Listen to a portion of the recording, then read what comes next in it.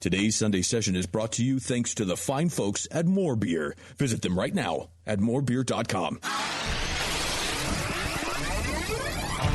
Great beer is about drinkability. Doesn't matter the style. You guys are like walking beer Wikipedia. That's the first time that you've ever accepted me as a person. Or you have a fermentation in your gut. I'm jet propelled at all times. How many guys do you think that you have the privilege to slap? Somebody who's never tasted a commercial example, and this is how you know everything about this beer? Please, you don't.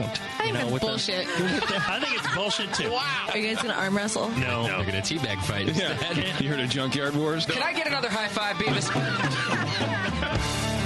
Now, live from the Brewing Network studios in Northern California, this is the radio program for home brewers, craft brewers, beer lovers, and beer geeks. It's your only source for live beer radio that brings expert brewers together with, well, expert drinkers. This is the radio program with a head on it. This is The Session.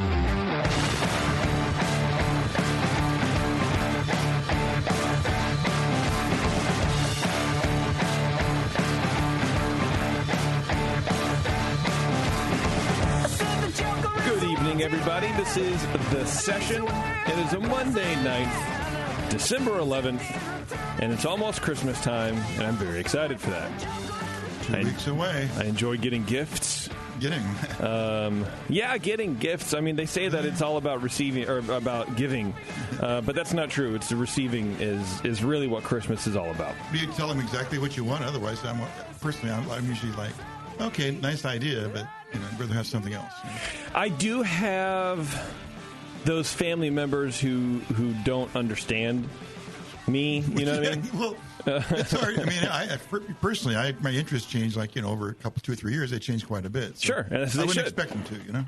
Yeah, I mean, I don't know. I expect more out of my family, I guess, but that's nothing new. So Taryn's family has this long-standing tradition of getting together. At least most of them. Christmas. Yeah, and it's cool. And yes, that's what Christmas to me is about. Is traditions, right? I was just kind of kidding with the gift stuff, but they do these I swear to God, they're 3-foot long stockings.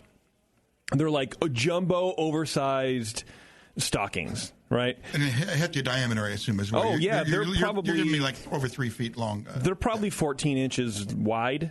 I see. And and no joke, okay. They're you giant. Put a scooter in there. Something, right? and so the tradition is everybody comes over and they bring just a handful of kitsch, like crap, just garbage stuff for the stockings to go in the stocking, and you have to fill them up. The problem is, when you're younger, I guess when you're doing it for kids, it's easy to do, right? Because here's a bouncy ball, or here's a beanie baby. Go to the toy store and just go to the thing, right? But when you're 40, it's harder to. So you'll get so much beer you can get in that stocking. Well, you get like grease pins, and it's like what the dollar store is made for, and it's just like. The first time I did it, I was like, what is this unholy matrimony of it's just the weirdest thing to experience. And so to bring it back to your point, I keep telling Taryn, I would just rather have the money. I mean, how much money do you think is in this stocking? Yeah. Probably $80 worth of stuff. No, I like Dollar General, but give me the money to buy what I want. Yeah. I mean, 40 of which we throw away anyways because, you can only eat so many milk chocolate, Christmas trees, which milk, by the way, if you like milk chocolate, you need to get your head examined. You're missing a lot of good chocolate. It's gross. Well, what you should do is just take everything you get, put it in a box, seal it up, right on, open next Christmas. Yeah. Take all that shit back and just put in something else's stock. Well, that's what we've been doing for the last 3 years. So we just pile it in, and then when we get home, we separate the wheat from the chaff, I guess. This is nice. Yeah, and then so right now at home, we have a present bag that we haul our presents around because, why not? Yeah. That has all the trash in it from last year. It's like a Jackson, a bouncy ball, or a yo-yo, or whatever. And it's Have you seen the same thing twice? I mean, maybe other people are doing the same thing. Probably. Dish towels. Washcloths. Well, see, those are things that people think you can always use more of. Even the ones you've got are kind of tattered. Yeah, sort of, yes. But I don't know. I would just rather either, give me the money because I'm selfish. And I'll get the color and when I need them. Yeah, or just don't do it. Yeah. Like let's just wait, because it's also a lot of stress, because then we go, well, what do we, God, do we have enough for the stocking? God, okay. Well, let's buy this pack of I've gotten pencils. Who the fuck has a pencil sharpener? Yeah, what do you do with the exactly? Where does that go? Yeah, it's insane, man. But no, honestly, I am excited for Christmas, and yes, you have to have a list, especially at this point in our lives, because let's face it, you're not going to be around. I'm not going to be around much longer to use the thing. I don't know. But yeah, you got to do that. You got to be prepared, man. And then now we're just combining lists, because now we have a home. Oh, and now this or that. Yeah. Where's the thing, right? And it's the first time I'm asking for practicality over preferential whatever. Right. Where I'm asking for like rack shelving for my garage. Yeah, right. I've never asked for that in my entire life. I feel like a 40-year-old gentleman. Now that you got a big garage, you need more shelving. Yeah, everything's on the ground. First world problem there. Yeah, my friend's like, man, I'm asking for a socket wrench. He goes, I feel so old. I'm like, oh, no, you are not old. Yeah, just domestic, more domestic than you think. More domesticated. It's not an age thing. No, it's definitely not an age thing, but I think it is a psychological thing. It's definitely a change in lifestyle. Yeah. Yeah, and I'm going through a lot of those right now. I think my brain is hurting. You got too many, I got too many, man. That's life. Sometimes you have these long segments of the same, and then you get bunch of new stuff. Excuse me. That is definitely true. Today on the show, you guys, we have Alameda Island Brewing Company. They are from, Alameda Island out here in Alameda in the Bay Area, and a good bunch of dudes from what I hear. I've never met them before, but we have some beer from them on tap. I think they have 4 beers. Looks like it. Yeah, I know Matt really well. I've been out there a few times. Nice. So we're going to talk to them tonight. Also, for right now, it's just Tasty and I in the room. Warren is stuck in traffic. He's not going to be here till like 7 o'clock, so another like 45 or 50 minutes. You should call in. Tell us what the traffic's like out there. So this is your traffic reporter, Warren. What are you doing otherwise? Trying not to die. Stop and go. I think, half stop. Trying to figure out what's going on. But I do also want to thank our sponsor of the show, morebeer.com. Go to morebeer.com. Get everything you need to make great beer at home. Morebeer.com. Good people, nice people, who we don't see that much of. We should get Chris back in the studio. I don't know what he would do, but I like having Chris in the studio. Chris is always great in the studio. I'd like to have Olin on the show sometime. It'd be fun. Yeah, we had Olin, I think once. I know once, but maybe twice, and he's just not a radio. He's just a quiet. No, but maybe you could bring somebody that's kind of maybe. And having Olin and Darren, the two brothers, in the studio was very quiet. It was almost like an absence of sound. It was like a soundproof room where you walk in. Yeah, there's no echo. It's just flat sound. We said something, nobody could hear that either. That was them, man. It was crazy. But yeah, I'm looking forward to talking to Alameda Island. I've heard a lot about them, and I've never had their beers before, so this will be good. And then for you guys planning ahead for our next shows, the 18th, so next Monday, we're having Bissell Brothers in studio. Oh. Our old friend Mike Sardina, who used to work at Society. Right. Yeah, he went over and went to somewhere else, and then he went to Bissell Brothers. But he's going to be back in town. So we're going to have the brewer from Bissell Brothers. So for all you people who go, I never have any cloudy IPA people on, this is going to be the show for you. If you're in the area, come down, because we're going to have 9 of their beers on tap. Well, they're on the East. Where they at? Vermont, I think, or something like that. Or I don't know. I don't know if I can say the word Vermont without getting sued. But I think they're going to have 9 beers on tap, and I think 6 or 7 are going to be hazy, cloudy nonsense. So, like to see what they got to say. Yeah. So I'm excited. To be honest, I know Warren and I've talked a lot of shit about cloudy beers, but I'm excited to try these, because everyone always goes, "Have you had the Bissell Brothers?" And the answer has always been no, because they don't travel well. I don't know if they don't travel well, but they don't distribute here at least. Right. And so we'll see. We get to try them as fresh as can possibly be from the East Coast. I'm getting to taste beers that are calibrated to Vermont, right? It's like West Coast IPA. This is the style. Yeah. I mean, it's a style, and they make it on the East Coast, but this is like West Coast. Well, we're going to get to try the Vermont hazy beers. Exactly. It's like trying a West Coast German Pils versus a German Pils from Germany. Exactly. It's like they're going to be a little bit different. Yeah, we'll see what they think, how they interpret the style there. Yeah, so tune in for that, and I'm hosting that show again, so you get ready for a lot of information of how this happens, because I would like to know how they do these beers, and more importantly, why. What's the response above just, hey, it's hazy and hey, it's popular? Like, why is it so popular? I have genuine questions about it, and you know me, I'm gonna ask them whether or not it's comfortable or prudent or whatever. But anyway, that's happening then, and I'm pretty pumped, man. It's gonna be a good show. Tonight's gonna be a good show. We don't have a Twitter game as of yet because Warren is not here, but we do have some feedback, which I will read to you. Thusly. Sponsored by? Feedback today is brought to you by the Beer Law Center. John of the Beer Law Center. His new book out now on Amazon or probably a Barnes & Noble, if those exist still anymore. I don't even know. But definitely on Amazon. Definitely online. Opened up where Barnes & Noble used to be. That's right, right, which is very highly ironic. It is ironic because they would have a brick and mortar. Right. Yeah, it's pretty crazy. But one thing I like about John's book is he on the side he has forward? Like a little. Besides the forward, which is like a thank you A++. Thank you. He's just got this little like a picture, him in a different picture, a pose. Yeah, and with kind of like a gist of the what he's talking about on that page. Yeah, it's pretty cool. Some of his poses are kind of funny. Yeah, you don't expect an attorney to be to have a sense of humor. Yes, right. I know I don't expect that. I'm going to court next Monday. Actually, before the Bissell show, I will coming from small claims court because I'm suing the people who bought my house because they were holding our deposit illegally. And the gal, one of the dudes, his girlfriend is an attorney, and so she thinks she can push us around. And I'm really looking forward to stomping her in court. It's gonna be amazing. Now, did you do some legal research yourself, or do you have a lot of Perry Mason? Oh, yeah, a lot of Perry Mason. You're reading the law books. Yeah, the few books, the few movies that Don Knotts was a lawyer in. I've been watching heavily. No, Brian Shaw, actually, our friend Brian Shaw. Consulting to you. Huh? He's been helping me write some stuff. He's helped me do some stuff.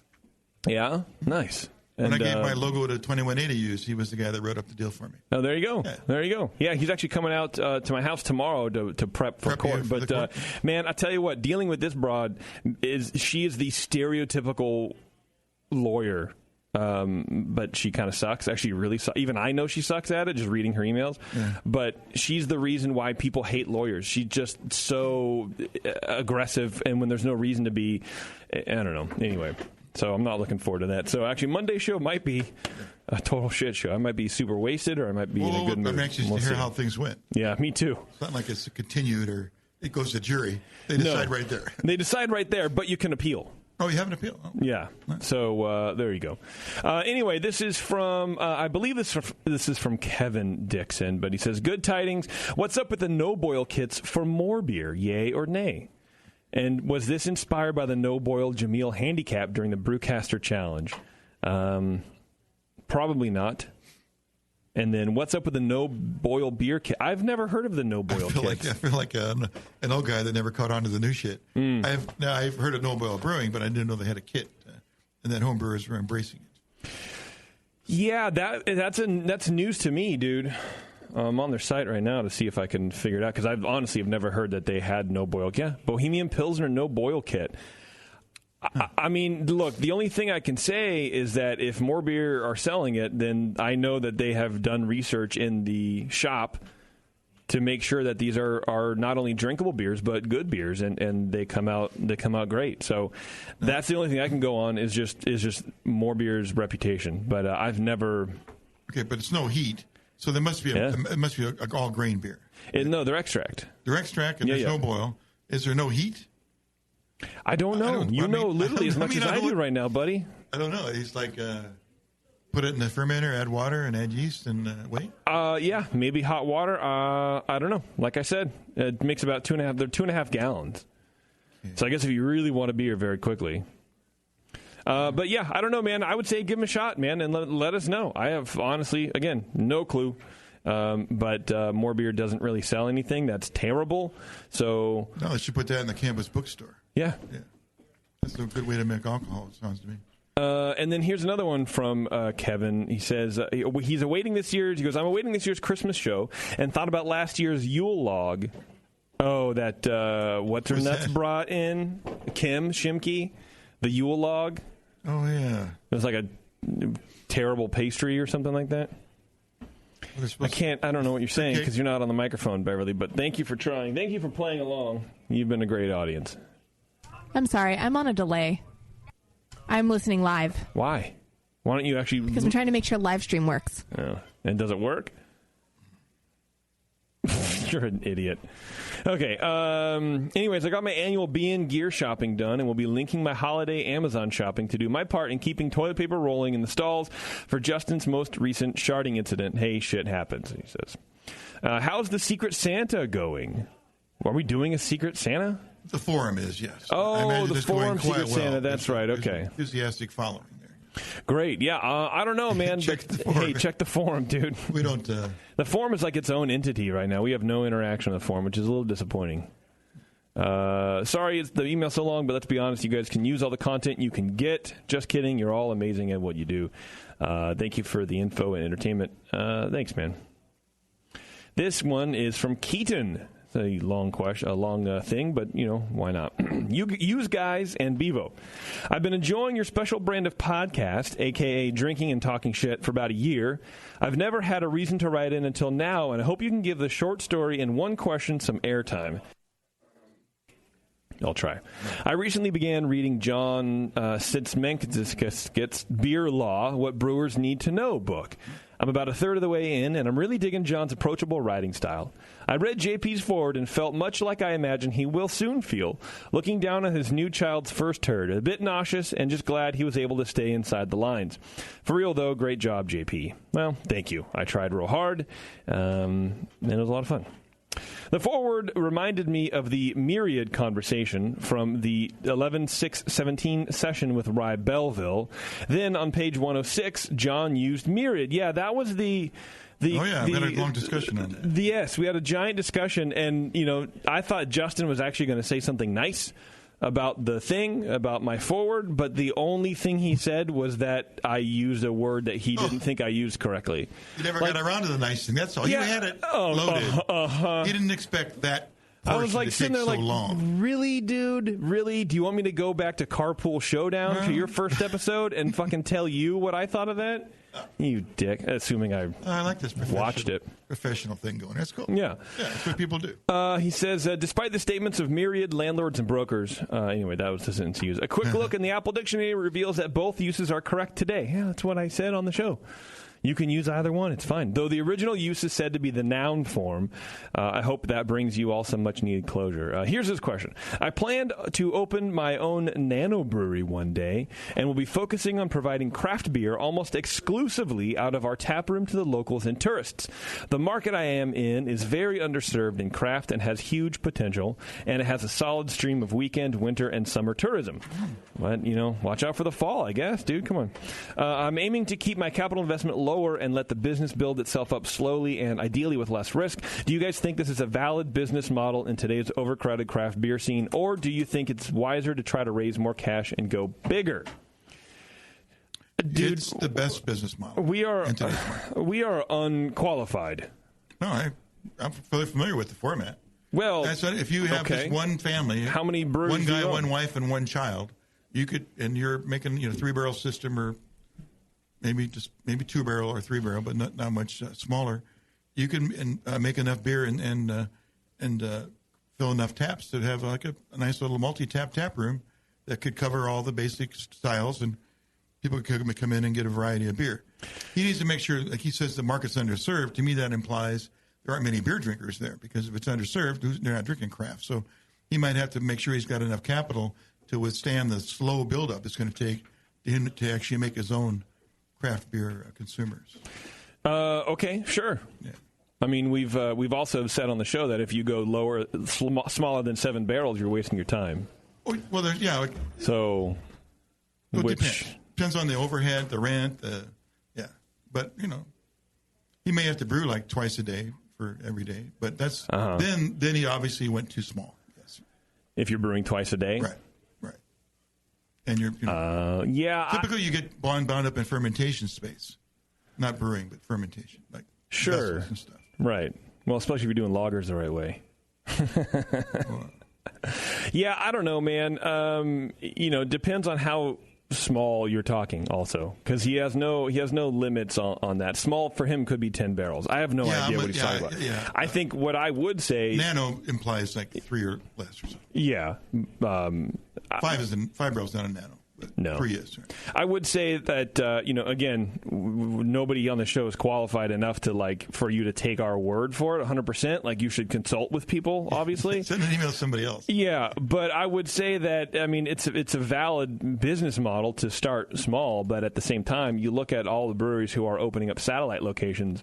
That seems to me the only way to really sustain long term. There's a lot of breweries that are shutting down 3-4 years into it because they just can't grow enough to grow their space and to do all that management stuff. And I'm sure they're making fine beers, and I'm sure you're making fine beers. So it just depends. I think right now the way to really get ahead in the craft market is to make a big splash but keep it regional at the same time.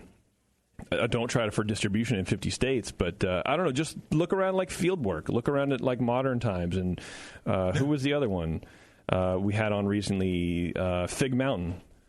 They have like 3 or 4 satellite locations. Yeah, that's just a bigger version of the same model. Where you make a beer, you pour your beer. Yeah, that's the way to go, man. You're both a wholesaler and a retailer.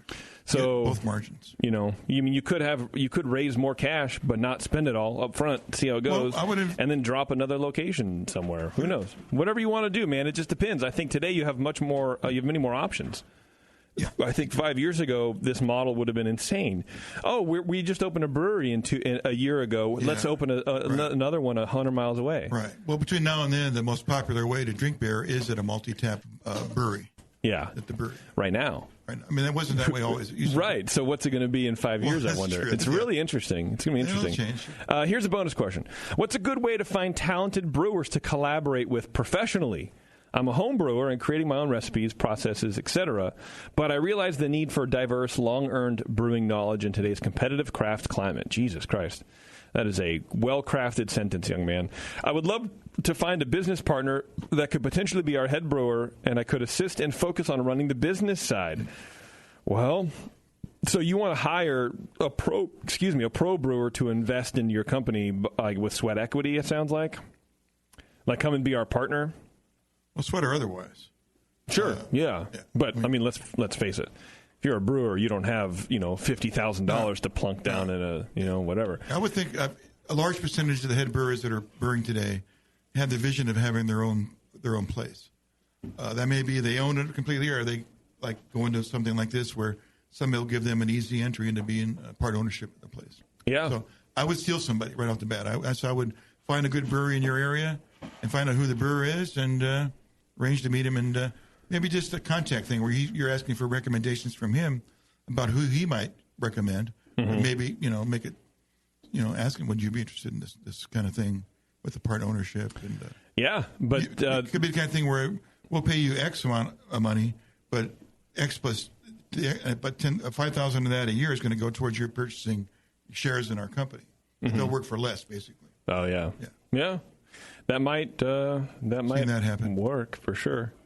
That I think the hard part of that is going to be if you're going to start a 3-barrel brewery, you're going to be really hard pressed to find a brewer who wants to leave another company to come. No, that would not be a full-time job anyway. Yeah, it's that's going to be hard. I would maybe suggest right now just do it on your own, unless you're not confident, and then hire someone on find pro a local home brewer that could do it.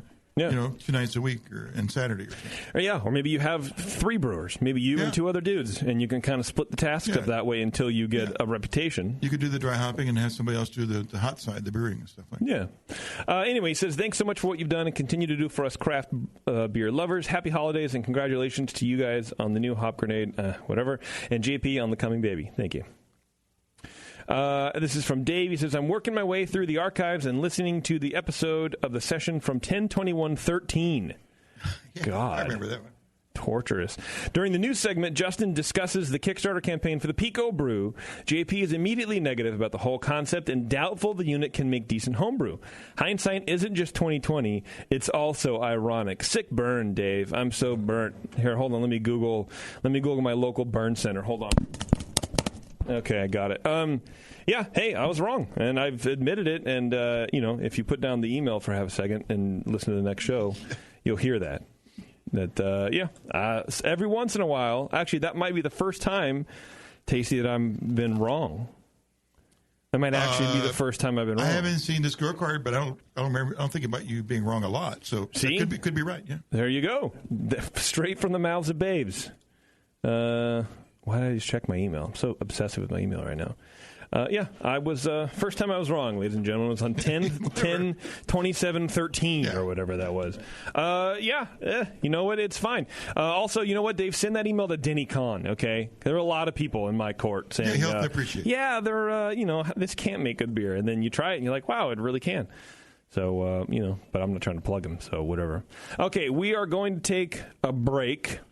Everybody, we're going to take a break, and then when we come back, we're going to talk to the boys from Alameda Island Brewing Company. It's going to be a good time because mainly I saw they had a Kolsch on, and I'm always very excited to taste other people's Kolsches. So we're going to come back. Hopefully Warren will be here by then, but I doubt it. And stay tuned. We'll be right back.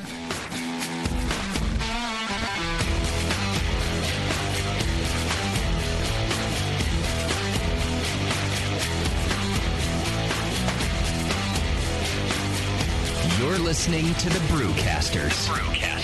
On the Brewing Network.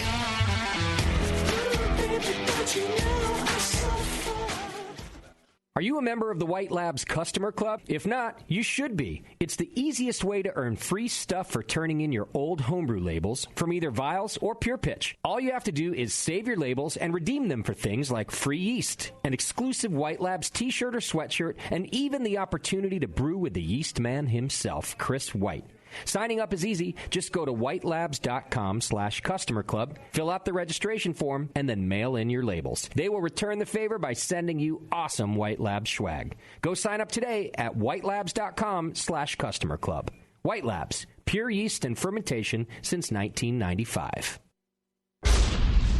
The 21st Amendment. Watch out! Do you like beer? They make beer. Watch out! Do you like friends and fun? They make friends and fun. Watch out! Do you still like to have a good time? The 21st Amendment. Watch out! The 21st Amendment in San Francisco, located at 563 2nd Street, 2 blocks from the building where baseball is seen and played. Try their beers in the pub or try them in the can, featuring Monk's Blood. Made with real monk. Watch out! So why not have the best time of your life? Go to the 21A and Sean O'Sullivan will personally greet you with a can of Monk's Blood. The 21st Amendment. Watch out! This advertisement is not in any way affiliated nor associated with the 21st Amendment Bar and Pub, nor its subsidiaries or affiliates. This telecast is not copywritten by the 21st Amendment for the private use of the Brewing Network. Any use of this telecast without Jamil Zainashev's consent is prohibited. Suck it, JP. Brewing great beer is a process of continuous learning, and the best books on every aspect of brewing can be found at Brewers Publications, with more than 50 awesome titles like Modern Homebrew Recipes by Gordon Strong, Designing Great Beers, the Ultimate Guide to Brewing Classic Beer Styles by Ray Daniels, American Sour Beers, Innovative Techniques for Mixed Fermentations by Michael Tonsmeyer, For the Love of Hops, The Practical Guide to Aroma, Bitterness, and the Culture of Hops by Stan Hieronymus, and Radical Brewing, Recipes, Tales, and World-Altering Meditations in a Glass by Randy Mosher, plus many, many more. These are the books and the authors with the knowledge to push your brewing farther than you thought possible. And you'll find them all at fine homebrew and book retailers everywhere. And visit the website at brewerspublications.com. Brewers Publications, all the best on beer and brewing. Marin Brewing Company in Northern California has been making award-winning beers for more than 25 freaking years. Today, I want to tell you about their new 12-ounce cans of Mount Tam Pale Ale. The good stuff. Mount Tam is bright gold, 5.5% ABV to keep you feeling good, and has been winning awards since 1989. If you're visiting the Bay Area, get your butt out to Marin Brewing Company. They pour tasty beers and serve great food every day until midnight. Come in for a tour, stay for the food, and pick up a 6-pack of cans of Mount Tam Pale Ale to enjoy at home, camping, biking, or whatever the hell you do. Owner Brendan Moylan has this to say about Marin Brewing beers. It's freaking awesome. Marin Brewing has won more than 100 gold medals in international competitions. Check out marinbrewing.com for all their award-winning beers, food, and merch. Marin Brewing Company in Larkspur, California. Award-winning taste, refreshing finish. It's freaking awesome.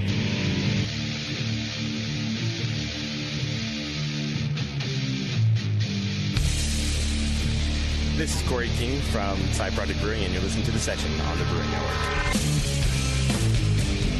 There's murder all around you, on the streets and in the sky. All right, thanks very much, everybody, for sticking with us.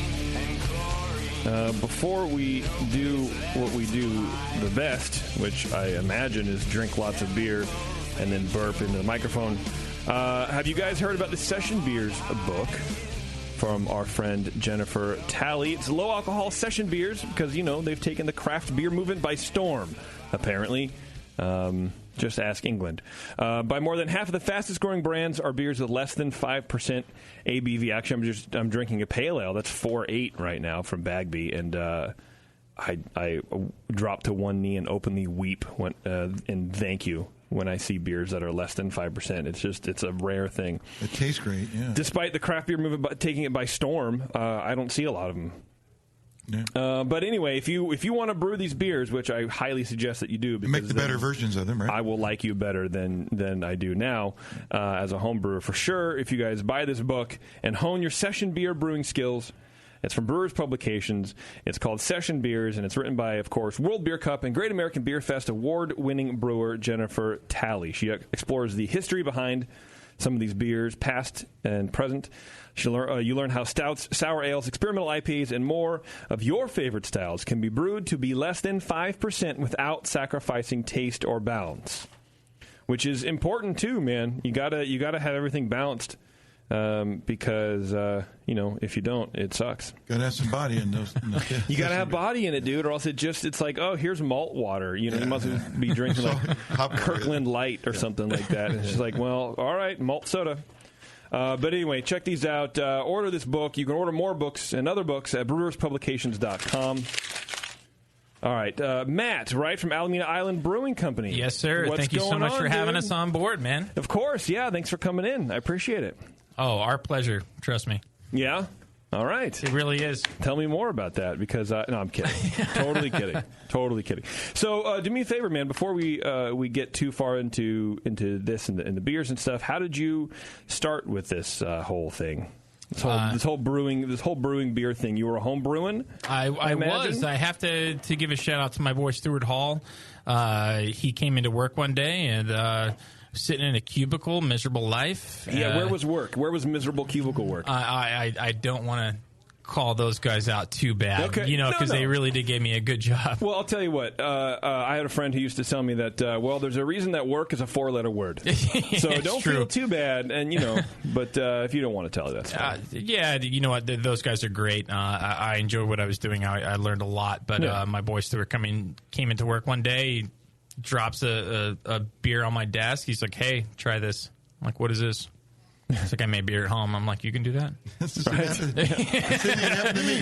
I know he dropped the beer off. Yeah. He just told me you could make beer. I go, like, really? Yeah, that was like... was it like... Tell me that's not so. Were you shocked that Stewart could do it, or was it the royal you as in anybody? No, if there's one thing I enjoy to do, it's learning something, it's doing something at home. I haven't gotten a haircut in probably 15 years, I learned how to give myself a haircut. I was like, why am I going to pay somebody for this? Like, I'm going to make my own. Just get someone to clean the back up a little bit, and you're good. That's my wife. Yeah, mine too. I do the same thing. Hey, you got to hit me back in the back there with a razor. She's actually got a picture of me right now. It's got a skunk stripe right up the back where I completely missed it. She makes sure to take pictures so she can hold it over my head. Of course she did. That's what her job is to do. Truth. Is to ground you. Yes, sir. So your friend brought you this homebrew. Do you remember what style it was? I can't remember. I was just more dumbfounded. It's like, I didn't tell me this isn't so. Is this true?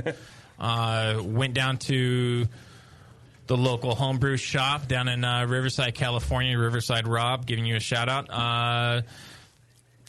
He sold me my first kit, and that was it. I was off. More beer down there? That's true. Oh, nice. All right. I like that store. Helped open amazing. That store. Yeah. That's a good spot. So you got a homebrew dropped on you. I did. And it changed your life. It really did. Literally. It's no joke. So then what happens? Because these are the stories that I really like to hear. Is people who got into homebrewing just like a flash of lightning, and then suddenly are into craft beer at the same time, brewing it, like literally. So what's the progression? It was amazing. You know, me and the same gentleman, you know, me and Stuart would sit there and just talk about beer all day long. We would learn from listening to Brew Strong, and we would look on the internet, and we would do those things, and we'd talk about it day in and day out. You know, within 6 months, I built my own all-grain system. We still use that as our pilot batch system today. Wow. So 6 months later, you were 6 months later, or it took you 6 months to build the system? It both. Oh shit! Okay, all right, great. It was both. It was one of those things where it was like, hey, it doesn't matter. There's so many variables in brewing beer that you're never going to be able to do everything in it. So it was amazing. That's cool. Man, it took me, I don't know, 3 years or 4 years to even do a mini mash. It was like, what made you just go all grain? You knew that was the path? I forgive my language. I've never had a half-assed the hobby. Yeah. You know, okay, all right. Unlike JP, unlike me. Let's just go straight in and like this is amazing. Yeah, quarter-assed, dude, for sure. Was Stuart doing all grain? He was not. You know, it was. He actually bought my old mini mash system off of me after I was done. Okay. He's still using it today. And he's still not there. He's still not all grain. You know, it's just one of those things. You know, he's still, you know, kind of like the epicenter of when everything kind of happened, and that was it. Student has become teacher. I got you. Well, that's cool, man. You know, kudos to Stuart for not caving and just sticking with, hey, man, this is what I do. I mean, look, ultimately, it's for fun. It doesn't really matter in the grand scheme of life. I might have taken things a little too far sometimes. So I'm going to rub it in his face. 6 months, bro. What's going on? You lazy. Right. So when do you start thinking about opening your own place? You know, it was somebody approached us. It was a family friend. They were like, hey, we want to do a brew pub here in Alameda.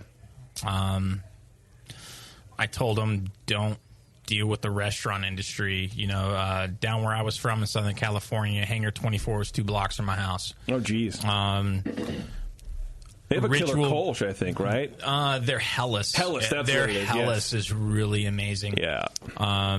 Ritual Brewing Company, Owen and Steve down there, those guys are amazing. They opened up probably 3 years after Hangar 24. Those guys are killing it. So, you know, we would go to those places and we'd talk to these people, and next thing you know, the original investor who wanted to do this, he backs out. We released negotiations for a space there in Alameda, which we're at now, and my partner, Bill Pua Lindley,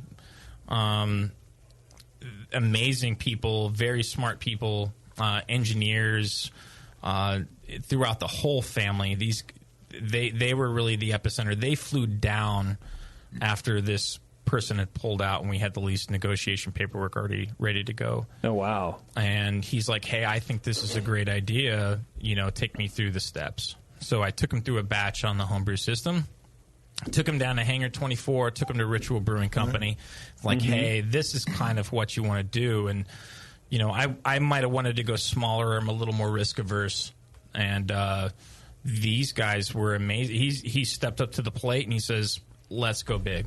You wanted to go smaller than what you ultimately ended up doing, or smaller than like a Hanger 24? Correct. Okay, You know, because both. those guys are sitting on like 20, 30 barrel systems. I wasn't quite sure I wanted to go that big. I mean, that's a lot of capital up front. So yeah. Well, they probably didn't start that big either. I mean, I know Hanger 24 started on I want to say a 15 or a 20 barrel system they bought off of a defunct craft brewery that was in Las Vegas. And Ritual started right off with a 30 barrel system. They had Owen Wilson, who is original brewer, and he actually used to. Good actor. Right? Good actor. So bad nose, though. So good. He built all the breweries, and he was the consultant for every BJ's that originally opened up. So he's no dummy. He's no dummy. And we've reached out to him. When we had our hiccups starting up, we would reach out to him, and he was more than helpful, and he would always help us out. So that's cool. So they were ready to go big. What site did you start out with? I started off with a 20-barrel system. We started off with a 40-barrel mash lauter ton. That's right. That allowed us to go a little bit bigger gravity, so that way we didn't have to worry about any, residual sugars that we were pulling out or something like that. So. Right. Okay, and that's working for you pretty good. It's working great. Standing by what you did. You wish you'd have gone bigger now?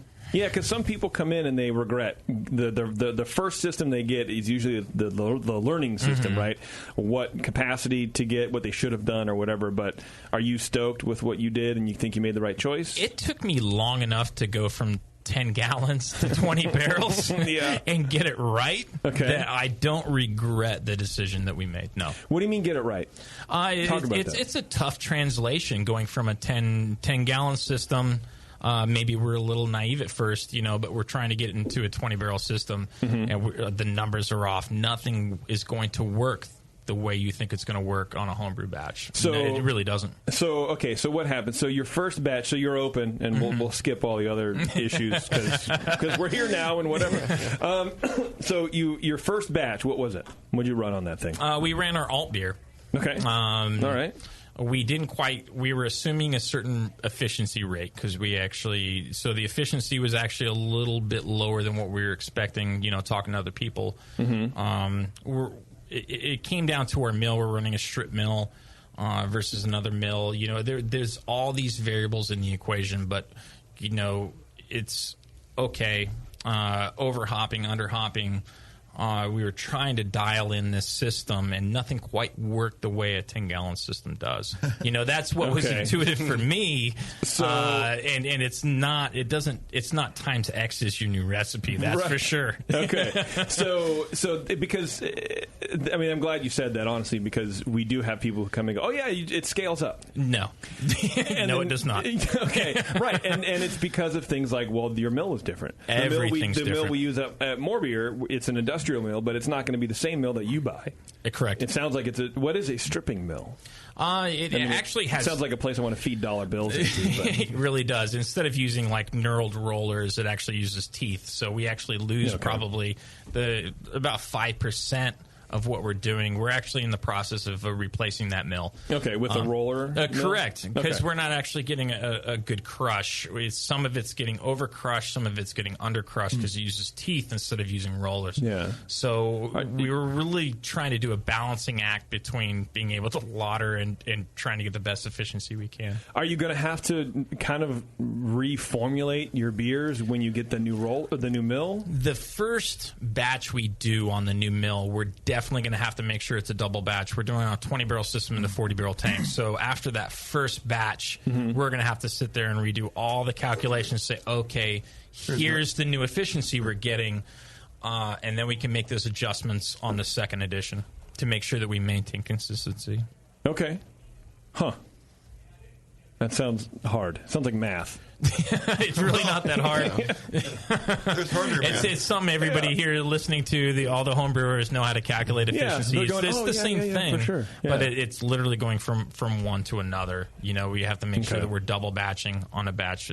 Sometimes when we're doing a one-off, we'll do a 20-barrel batch. We'll only do half-tank it. Yeah. On this one, we're going to have to make sure that it's a 40-barrel batch. That way we can maintain consistency. We were going to have to recalculate after that first batch is through. Sure, and figure out what to remove or add to exactly. Make that. Yeah, okay, that makes sense. And then brewing in Southern California, the water is very hard. Yeah. And then coming up to Alameda, we're off the Orinda plant. The water's bereft of almost everything. It's everything from water calculations down. We had to go back to the drawing board and really calculate everything from the ground up. Wow. That'll throw a wrench in a lot. It really did. Especially for an alt beer, it sounds like. 20-barrel test batches. It was. We stopped trying to translate and we just listened to the system we were brewing on, and it tells you what it needs. And we were so trying to translate that we weren't listening to the system. And finally, we just listened to the system, and it tells you what it needs. Mm-hmm. I'm here, how do I get to there? Kind of thing. Exactly. Yeah, just watching fermentation, or what kind of stuff are you looking for? Just the entirety of everything. Everything all the way through. Okay. All right. Now, all your fermenters are 40 barrel? Or? All our fermenters are 40 barrels, yes. Nice. Well, that's foresight. How many of those do you rock? We're up to 11 now. We just dropped 3 more probably 2 weeks ago. All right, so you're both bringing over your own taps and then for outside distribution as well? Correct. I see, got it here. See it on here on a fairly regular basis. You distribute that makes me very happy. We are self-distributed. Yeah. We have one van. One employee, his name is Vince. Mm-hmm. I met Vince. Vince works 13-hour days, and we kind of look at him and we're like, hey, let us know when you're burned out. We'll try and get another van or another driver. But we're not going to preemptively add another van and another driver until he says, like, hey, maybe I've had enough. No.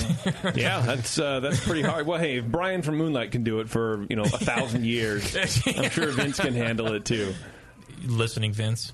Is there a reason that you got more 40-barrel fermenters instead of going up to 60s? Hi, Warren. Hi, Jason. For us, it's our footprint was kind of laid out for 40s. Our ceiling height, if we went a little bit bigger in diameter, all those things kind of make a difference. We found that 40 barrels really kind of just fits into our space very well. So are you double batching in every fermenter? We do now. Okay. All right. Are you going to upgrade your brew house anytime soon to fit the 40s, or is it working fine for you and you're just going to grow the farm? It's working great. We're going to grow the farm. It's one of those things where don't mess with it. Something goes wrong in the first batch, you can always you can compensate for it on the next one. That's for sure. Okay. All right. Well, let's talk real quick about your location and about why Alameda. I was originally my first duty station when I went into the military. The Coast Guard. I was stationed on the Coast Guard cutter Morgenthau, which was out of Alameda, 378-foot high-endurance cutter. And it's a little island in between Oakland and Alameda Island is another island called Coast Guard Island. Okay. And that's where some of the bigger high-endurance cutters used to be. Was stationed there for 2.5 years. My wife's parents told her, don't go to the other side of the island. That's where the drunk sailors hang out. I tell my daughter the same thing. Exactly. Yeah. She was 18 at the time, so she knew who would buy her beer, and that's how I met my wife. She would go hang out with the drunk sailors, and that's how we met. We went to San Diego together. Her family, we have deep roots in Alameda. Okay. We really do. So you thought that was a good spot. You felt good about being there. The people were cool. It's an amazing spot. Okay. It's an amazing spot. It's right in the middle. It's a conditional use permit that we use because we're in a mixed use community where people can walk to the brewery from their place. What's a mixed use community? It's half business and half residential. Okay. So it's one of those areas where. Is it like by faction, that whole area? It's on Park Street, right? It's on Faction, the main drag. Right across the bridge, basically. Okay. Faction, one of the most amazing breweries out there right now. If you haven't been to Faction, go there. Except the brewery owner's a dick. I'm not saying anything, Roger. I didn't say a thing. They're on the other side of the island over on the old naval base. Right. And there's not a lot of people who live right there. So. Yeah, well, I guess that's what I meant. Just as far as when you're driving there, you see residents, you see people playing and whatever, and then there's some abandoned buildings, and then there's factions. I don't know if that was kind of like a mixed use space or not. I'm just trying to figure out. That would be the opposite of a mixed use. Okay, all right, fair enough. That's like single use. Exactly. They really, okay. Whoever wants the space, take it, please. Right. So you get a lot of people that are local come down after dinner in the Absolutely. afternoon. We heavy foot traffic, especially in those places. I know a lot of the breweries that I used to visit were in industrial parks, places that were kind of off the beaten track. This is not one of those spaces. Nice. We're right in there where people live. Okay. All right. So, as a former Coast Guard dude, are you tired of Marines getting all the credit for being valorous or what? No. Because I would be. I don't know. That's funny. We work longer hours, have higher ASVAB scores, but, but those guys have one of the hardest jobs that there has to be in human existence. Oh, so for sure. Except this job right here. Yeah, that's true. It's pretty tough. I've seen those guys when I was stationed in Iraq, and I was up there in Basra and Qasar and watching what those guys were dealing with, what I was dealing with. As a Coast Guard? It's true. Wow. Anywhere you're on a waterway, that's where we're at. I guess, and that's sort of like the basis for my joke. It was just a terrible joke. But, like, you don't think of the Coast Guard doing stuff like that. I would never think that our Coast Guard went to Basra. Nobody does. Most of the time you're like, oh, yeah, I'm the Coast Guard. It's like, oh, so you're like Baywatch, right? And like, no, that's... eventually you cave in and you're like, yeah, that's kind of what I do. Yeah, I got my Speedo hanging up, and it's in a shadow box. I do. I'm right there with David Hasselhoff. I'm running down the beach. You and David Hasselhoff are big in Germany, man. Right? Yeah. Exactly. So you got out, I imagine. Yes, sir. Did you get out before you wanted to start the brewery? This was before This was probably back in 2003 that I got a long out. time ago. It really you don't have to say it that way. It doesn't seem like that long ago. No, you're old, and we're talking about it right now. That's great.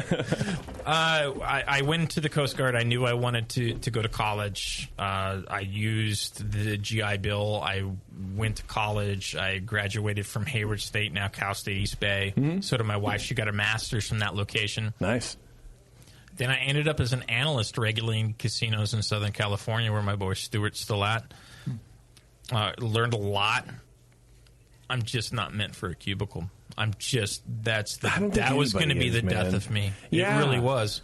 The worst part is, like, it's either somebody's birthday or potluck for something. And I was 60 pounds heavier than I needed to be, and there was always good food around, and I was sedentary my entire time. So that is not what I'm meant to do. That's a good point, because I always think of like a cubicle farm as just you're just sitting there. It's basically office space. I mean, and you're just sitting there and you're bored and everyone's annoying. But I forgot about it's perpetually somebody's birthday. Did you sign the card for Sharon? No, always a reason to eat. Yeah, I don't know Sharon. They're Go all away. bored. They need to eat or sell it, do something to break it up. Right? I swear. It was insane. Well, I'm glad you got out of safely of both occupations. I was paroled out of the cubicle, and now I just work 18-hour days, 7 days a week, and I don't sleep. So, do you miss the cubicle even a little bit? All the free food. Do you know what I miss most is probably days off. Yeah, that's probably what I miss most. Is that there's no days off. You're not taking a day off. No, there's no days off. Really? No days off.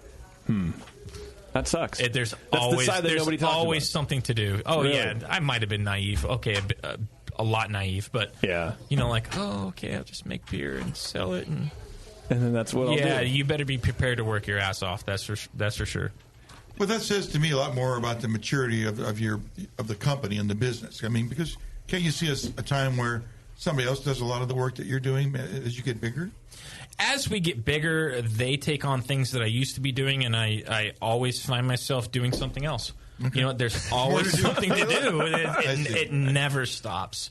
If they take on more of the cellaring projects, that leaves me free for, now I'm going to do more analytics based on sales and figure out where we need to be, and it never stops.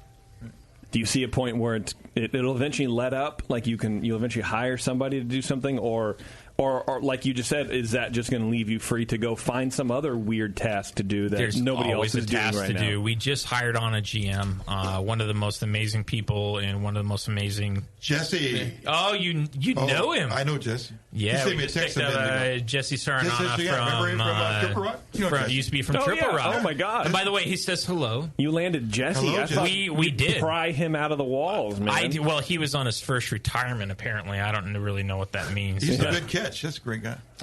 He's a go getter, and we're very proud. You got to give him a lot of rope because he can run with it. Yeah. We let him run. Him and my brother-in-law, Michael Hyman's, are really doing an amazing job. Michael Hyman's kind of built a culture in our tasting room where we take everybody by the hand. It's like nobody's pinky out. It's like, oh, I only drink Budweiser. Don't worry, we'll walk you through to a beer you're happy with. Nice. And Michael implemented that. Jesse is there to kind of take on the other stuff. Yeah. They get it. Total customer experience guy, Jesse. Does a great job. Amazing individual. Yeah, he's a good dude. He did a lot for Triple Rock there. And how long has he been at Alameda Island? I've had him for probably 6 weeks. Oh, geez. Okay. See, he's just getting figuring it out. Yeah, exactly. That's cool. You guys gonna be doing events and all that kind of stuff, or what? That was one of the things we were slacking on. Is we don't really have the bandwidth. We run a skeleton crew. We're not like, oh, we're gonna hire a whole bunch of people and try and do everything at once. It's like, no, we can't afford this. Like, while we're young. Right. We're gonna go until we're burned out, then we bring somebody on, and then eventually all of them are burned out. You bring somebody else on. Like that's how you run through them. That's the AIBC way. It's like we're not going to hire somebody seasonally. We're not going to lay you off. You get hired with us, you're staying on. Yeah. We don't want to play that game of, oh, you're a seasonal worker. There's no such thing with us. Yeah, you're just going to be doing everything. Yeah, be prepared to work. Right.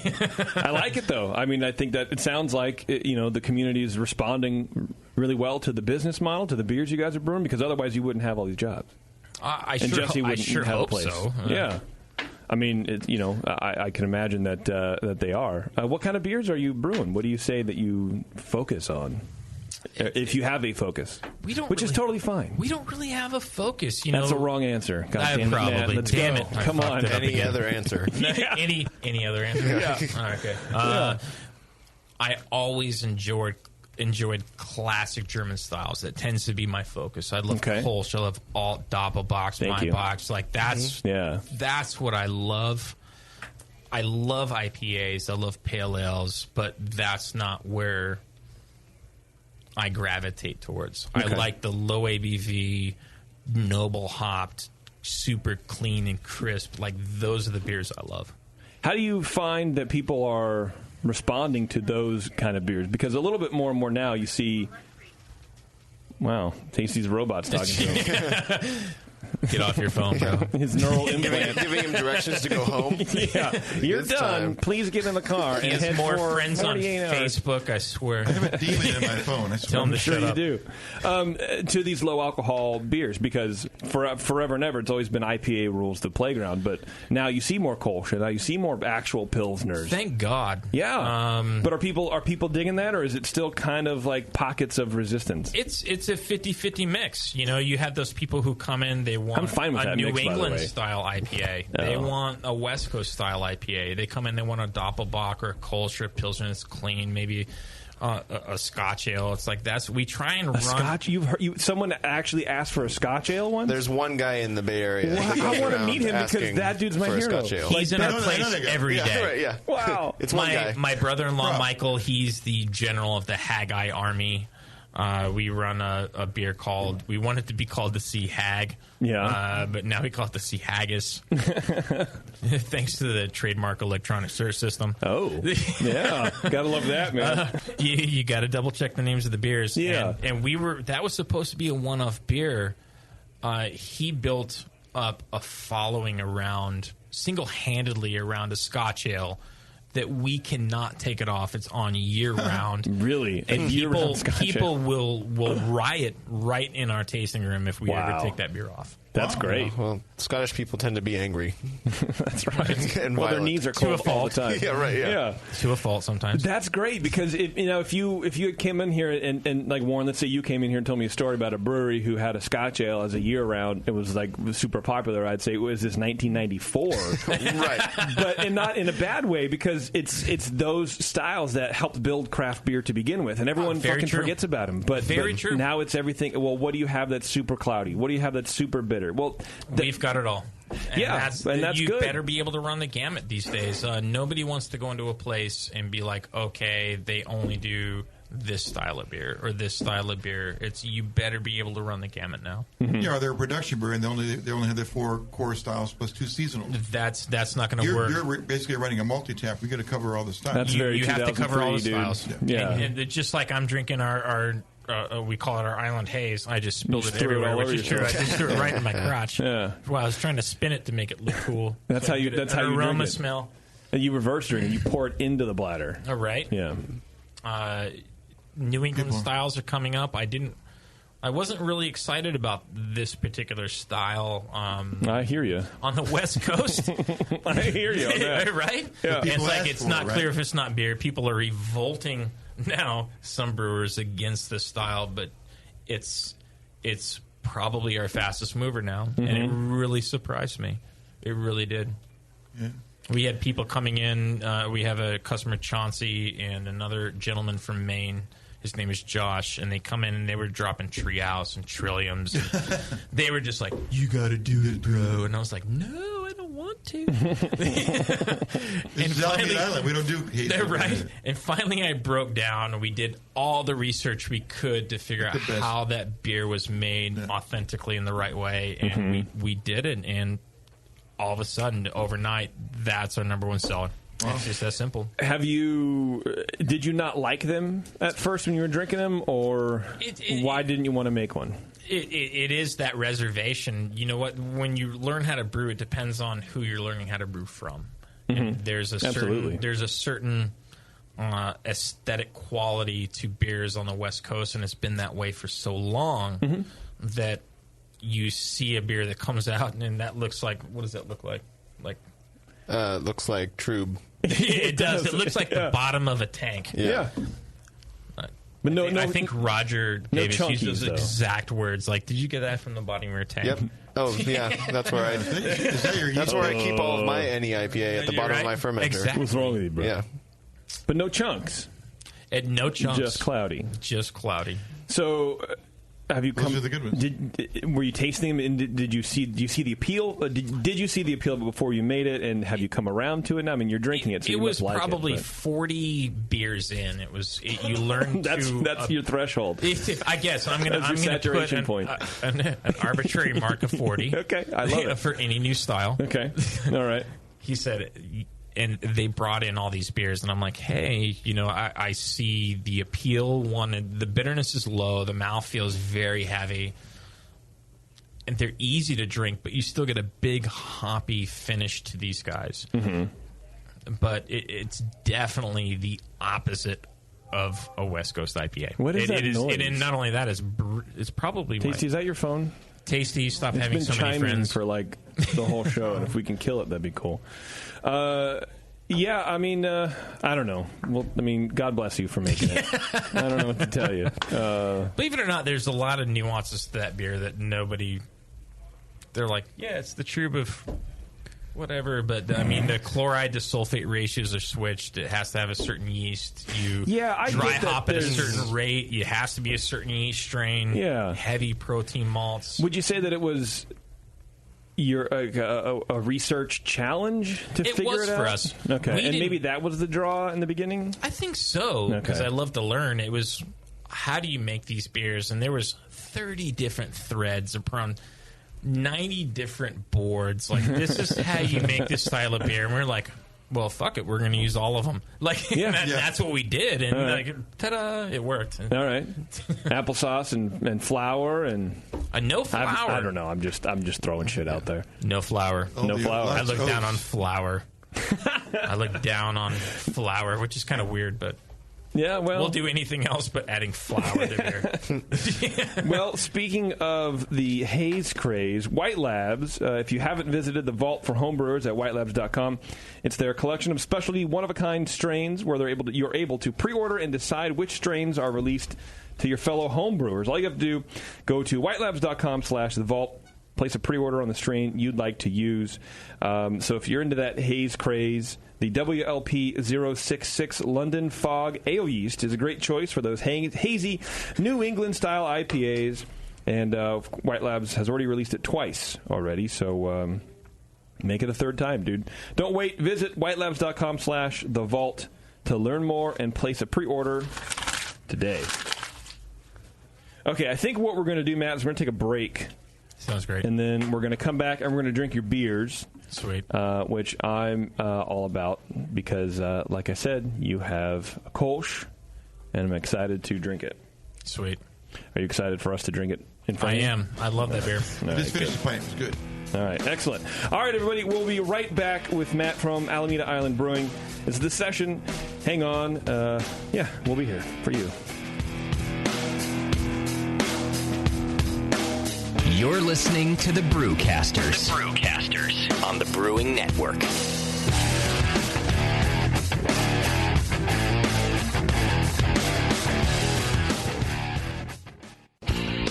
Your support of the Brewing Network means everything to us. We couldn't produce shows without you.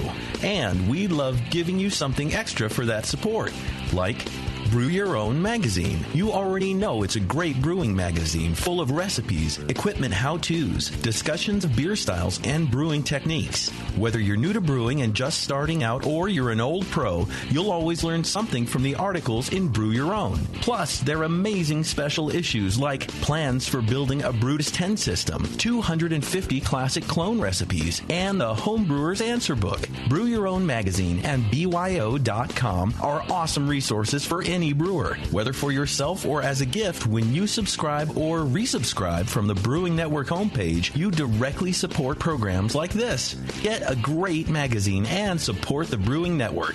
Subscribe to Brew Your Own right from thebrewingnetwork.com. Do you know the three most important rules in brewing? Sanitation, sanitation, and sanitation. And no one does it better than 5-Star Chemicals. 5-Star knows sanitation. You can only sanitize clean equipment. And 5-Star knows how to clean, too. For craft brewers and home brewers, 5-Star has what you need to keep your fermenters, serving tanks, kegs, and draft lines sparkling and free of any beer-spoiling bacteria. PBW, caustic, acid cleaners, Star San, SaniClean, lubricants and defoamers, pH stabilizers, and more. 5-Star Chemicals has cleaning supplies, safety supplies, heat exchangers, pumps, hoses, and valves. And 5-Star is proud to offer eco-friendly products that exceed customer expectations. If you have a cleaning problem, you need the 5-Star solution. Visit 5starchemicals.com or call 800-782-7019. 800-782-7019 and get the 5-Star treatment today. Are you looking for a simple brewing system that's great for all grain brewing, but everything on the market seems to be full of compromises? Blickman Engineering has the answer. The Blickman Brew Easy All Grain Brewing System. The Brew Easy is a complete system with easy upgrades and a beautiful compact design, perfect for any size brewing location. At its core, the Brew Easy is built on two gorgeous Blickman Boilermaker brew kettles, a high-temperature March pump, and either a top-tier gas burner or the new Boil Coil electric heater. The Brew Easy adapter lid allows the pots to stack on top of each other, forming an efficient, strong, and compact brewing setup that comes in 5, 10, and 20-gallon batch sizes. Upgrade your Brew Easy system with full automated control by adding a Blickman Tower of Power temp controller, and make moving around easy with the Blickman Kettle Cart. The Brew Easy is modular. If you already own a Boilermaker kettle, you can build your Brew Easy by purchasing just the modules you need. The new Brew Easy All-Grain Brewing System. See it today at BlickmanEngineering.com and brew with Blickman quality on your new Brew Easy. If you work in retail sales, the restaurant industry, or are a new craft beer enthusiast, or you know someone who is, you have got to check out Beer 101. Beer 101 is an online course created for anyone wanting a quick introduction to the vast world of craft beer. Beer 101 covers the history of beer, brewing ingredients and processes, vital stats like ABV, SRM, IBU, and gravity, styles, tasting, glassware, and pairing beer with food. The Beer 101 course is offered by the Brewers Association at craftbeer.com. Also home to the truly awesome Beer Style Finder, a visual guide to every beer style. Quickly play with color, bitterness, and alcohol content to interactively explore the entire world of beer styles with a gorgeously designed interface to your favorite beverage. The new Beer 101 course and new Beer Style Finder are only available at craftbeer.com. Craftbeer.com, celebrating the best of American beer. Hey guys, what'll it be? I'm not sure. What do you recommend? A lot of people seem to like the Hefeweizen. Is that a German Hefeweizen or more of an American-style wheat beer? I'm not sure, but I can give you a taste. Okay, great. The Cicerone Certification Program certifies and educates beer professionals in order to elevate the beer experience for consumers. Unfortunately, not every bar is staffed with certified beer servers who can guide their customers through a beer list. Here you go, guys. Let me know what you think of the Hefeweizen. Oh, yeah. That's definitely more of an American meat. But I can hardly tell because this beer just smells like sour butter. I wonder how long it's been since they cleaned the draft line. Yeah, and look at the bubbles on the side of the glass. It's filthy. Somebody should tell these guys about the Cicerone program. For sure. How about we head somewhere else for another beer? Your server should give beer the same respect you do. Request quality. The Cicerone Certification Program offers 4 levels of beer certification, in-person classes, and course books for beer professionals. Check them out at cicerone.org. The Cicerone Certification Program. We know beer. Hi, this is Tyler from Libertine Brewing Company on the Central Coast of California. You're listening to Brewing Network, The Session. It sucks. Does it suck? It sucks. But that's what's good about it, is that it sucks, right?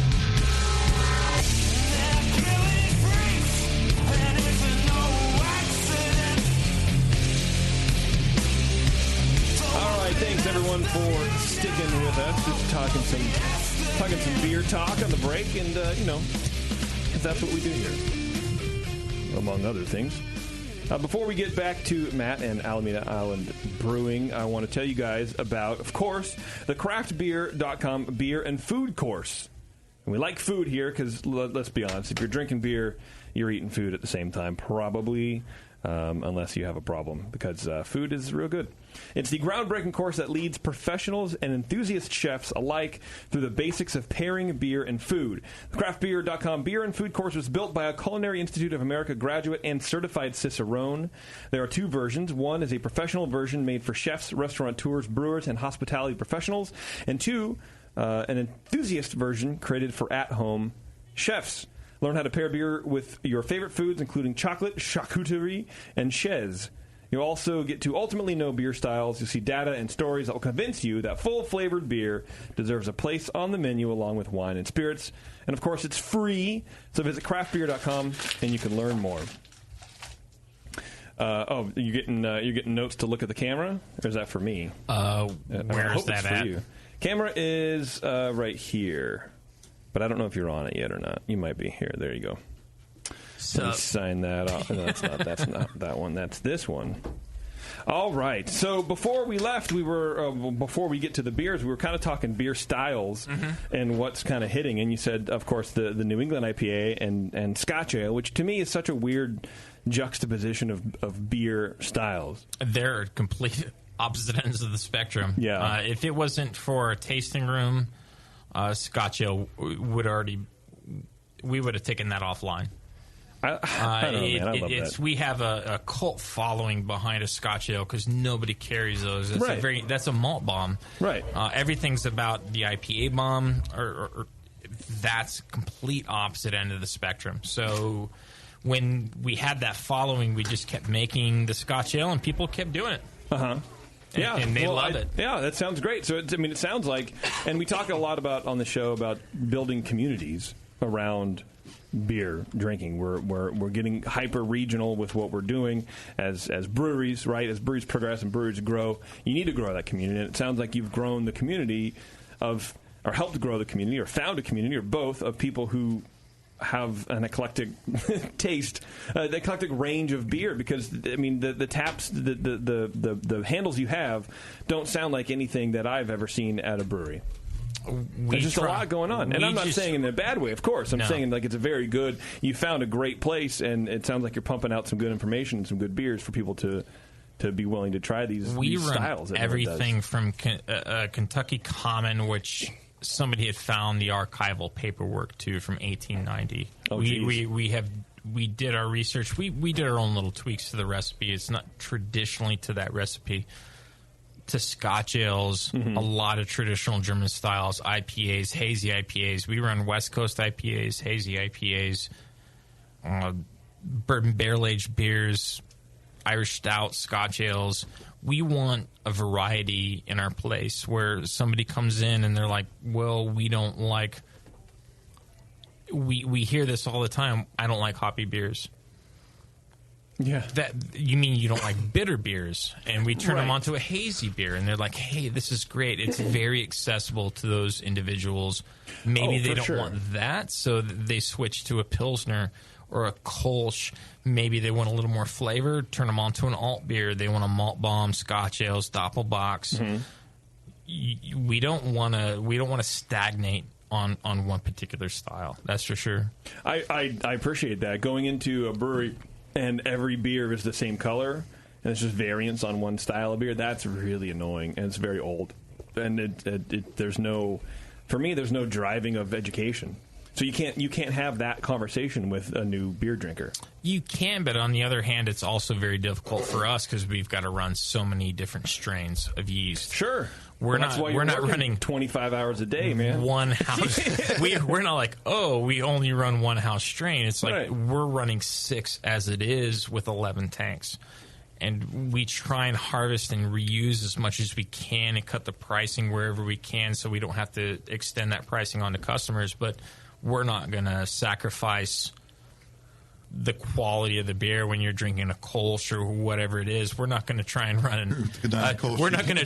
a Cal or a USO 5 and try and push it off as a Kolsch. That's not what we do. Right. Now you do, for instance, you do some 40 barrel batches. So like some of the fringers styles are slower moving. So you could buy a pitch for that, make that beer and be good for like months. You probably wouldn't repitch some of these, right? Correct. Yeah. So I mean, it's not like, because since you have like a big batch size for your pub. What we try and do is we're like, okay, if we know we're going to run this Kolsch, we try and find some other styles around the Kolsch that use the same strain. So we can try and say, hey, okay, we run the Kolsch, then we run the alt. The problem is we can't run alt to Kolsch. The color change and the flavor change runs from the alt to the Kolsch. But during the summertime, we run our Cop Booster, which is a little bit lighter. We can run that back and forth of the Kolsch for a bit, and we try and get as many generations out of that yeast. And for us, with how many different yeast strains we run, we're never above 5 generations, ever. Really? It just doesn't happen. Because you run out of demand for that yeast. Exactly. I mean, you're filled up. And if we try and harvest it and we're holding it for more than a week, dump it. We're not into making mediocre beer. We've had problems in the beginning, but those are gone. That's it. We'll dump it right down the drain. So you pretty much get a 40 barrel pitch, or do you start with the lighter beer and move it up? We try and start with the lighter beer and move up. We're not going to move backwards. What's great is when everything the stars align just right, we can go like, we're going to do the pale ale, then here comes, here comes one IPA, and behind that's another IPA, behind that's a double IPA, and we can get like 5 generations at most as much as we push. We're looking into brink systems for some of the house strains that we run the most of that are the most expensive, but we're not going to sacrifice that quality. No. I mean, yeast is a cost factor. It really is. And of course, multi-generations, I mean, the yeast gets a little bit better, too. There's that aspect. There is. First generation on our Kolsch yeast is not as good. I think peak on 029 is hitting second, third generation. Really? Yeah. That really creates that great fruity nose. It's super clean and dry. First generation loses some of those little elements that you look for in a Kolsch. And, you know, every yeast strain kind of works a little bit differently. And it's not about, like, continuation. It's the ester profile. It really is. Ester profile on the yeast for us. We can sit there and make a clean beer all day. Mm. It's the ester profile on these strains that are important to us. Is that part of the reason why you have 11 tanks is for yeast management, or is that just purely growth and yeast management has nothing to do with why you have so much? For us, we had 8 tanks probably about a month ago. Mm-hmm. We have a tasting room where a lot of people are coming in. We have to run a lot of different styles. We also have our accounts, and there's 2 different styles of accounts as far as I'm concerned. There's your Steady Eddies. They put it on the menu. They're like, give me this beer. Don't change it. Always put it on tap. If you run out, that's it. Okay. Then you have the other accounts where it's like, what's new, what's different? I've had that, what's new? I've had that, what's new? So we're trying to run like that fine line. But for us, when we had 8 tanks, we're trying to do both. We were half tanking. We should have been full tanking. So we would like, okay, let's do a 20-barrel batch of this. We drain it, put the next beer back in, do another different style of beer. And before that beer's done and ready to come out of the tank, you're already out of beer number 1. Okay. You know, so Wow. it was constantly running out of things. We have a tasting room that works more like a retail location. Mm-hmm. And you're also trying to keep up with the Steady Eddy accounts, and we were consistently running out of beers. Well, so those we are had to two drop different- tanks. Those are two different models. I mean, They really are, and we're trying to run like a very fine line in between them, and we got kind of caught up. So as soon as those next 3 tanks dropped, it was like, thank you, thank you. That's the problem. It's only going to get worse. I mean, as you get more accounts that want a certain beer. Correct. I think we weren't really paying attention, and I think that hurt us. I think now that we know that that's a concern, like, hey, you need to keep up on different styles and you need to keep your core beers up. That's a very, very different ball game. Both of those are two different fields. Right. So now that you got 11 of them, now you see a lot of relief. You could probably have probably for 3 months. My salesmen are now like, oh, they're off the leash, and order it's like, some more just take it easy. They're like, so you've added 3. How many more could you add? For those sales guys? In our space, we're at 11. That space is designed so we can add 23 40 barrels. Wow. Total. Yeah. When are you going to get there? Let's go. I don't know. We like to grow slow. We like the slow growth method. You know, don't get into too much debt too fast. Yeah. What do you think about those accounts that are only just pumping out the new stuff? They just want the new stuff, and they're not interested in repeating. Good for them. Yeah. Good for them. You know, that's a personal thing. That's a business model we're following. Mm-hmm. There's definitely breweries out there that's like, we're never going to do the same thing twice. Good for them. Mm-hmm. That's amazing. I mean, like if they can make that model work, good for them, right? Like you have a craft beer bar that you never want to get the same thing in twice. What about the multi-town model? Yeah, to me that's super annoying. But it can be, you know, to some accounts and to other accounts where it's like, hey, when we approach them when we've only got core beers, they're like, what's new? It's like, nothing. Well, bye. You know, there's certain breweries out there who've built a model up around that. It's the new culture of don't feed me the same thing. What's new? That hurts you if you want to do the same core beers over and over and over and over again. The model for us is somewhere in between, right? But I still think there's an impact, and I guess for me, in my mind, I think that impact is bad overall for craft beer in general. I've got no opinion. You don't want to. You know, I mean, I have no. You know what? If there's guys out there, and there's definitely models built up around that. It's like there's businesses built up around not doing the same beer twice, and they're doing fantastic right now. Do you know what? because maybe that model changes in 5 years, but for right now, they're doing great. Because the model right now is the retail rotating multi-tap. And it's like, they need a different, what have you got for me today that nobody else has had? That's what they want. And there's, without using names, there's guys doing fantastic. I mean, fantastic at that model. Yeah. There's guys doing fantastic at, well, we're not going to do the same beer. We're just going to only do our 5 cores. But do you know what? Those are the guys who get the taps that never change.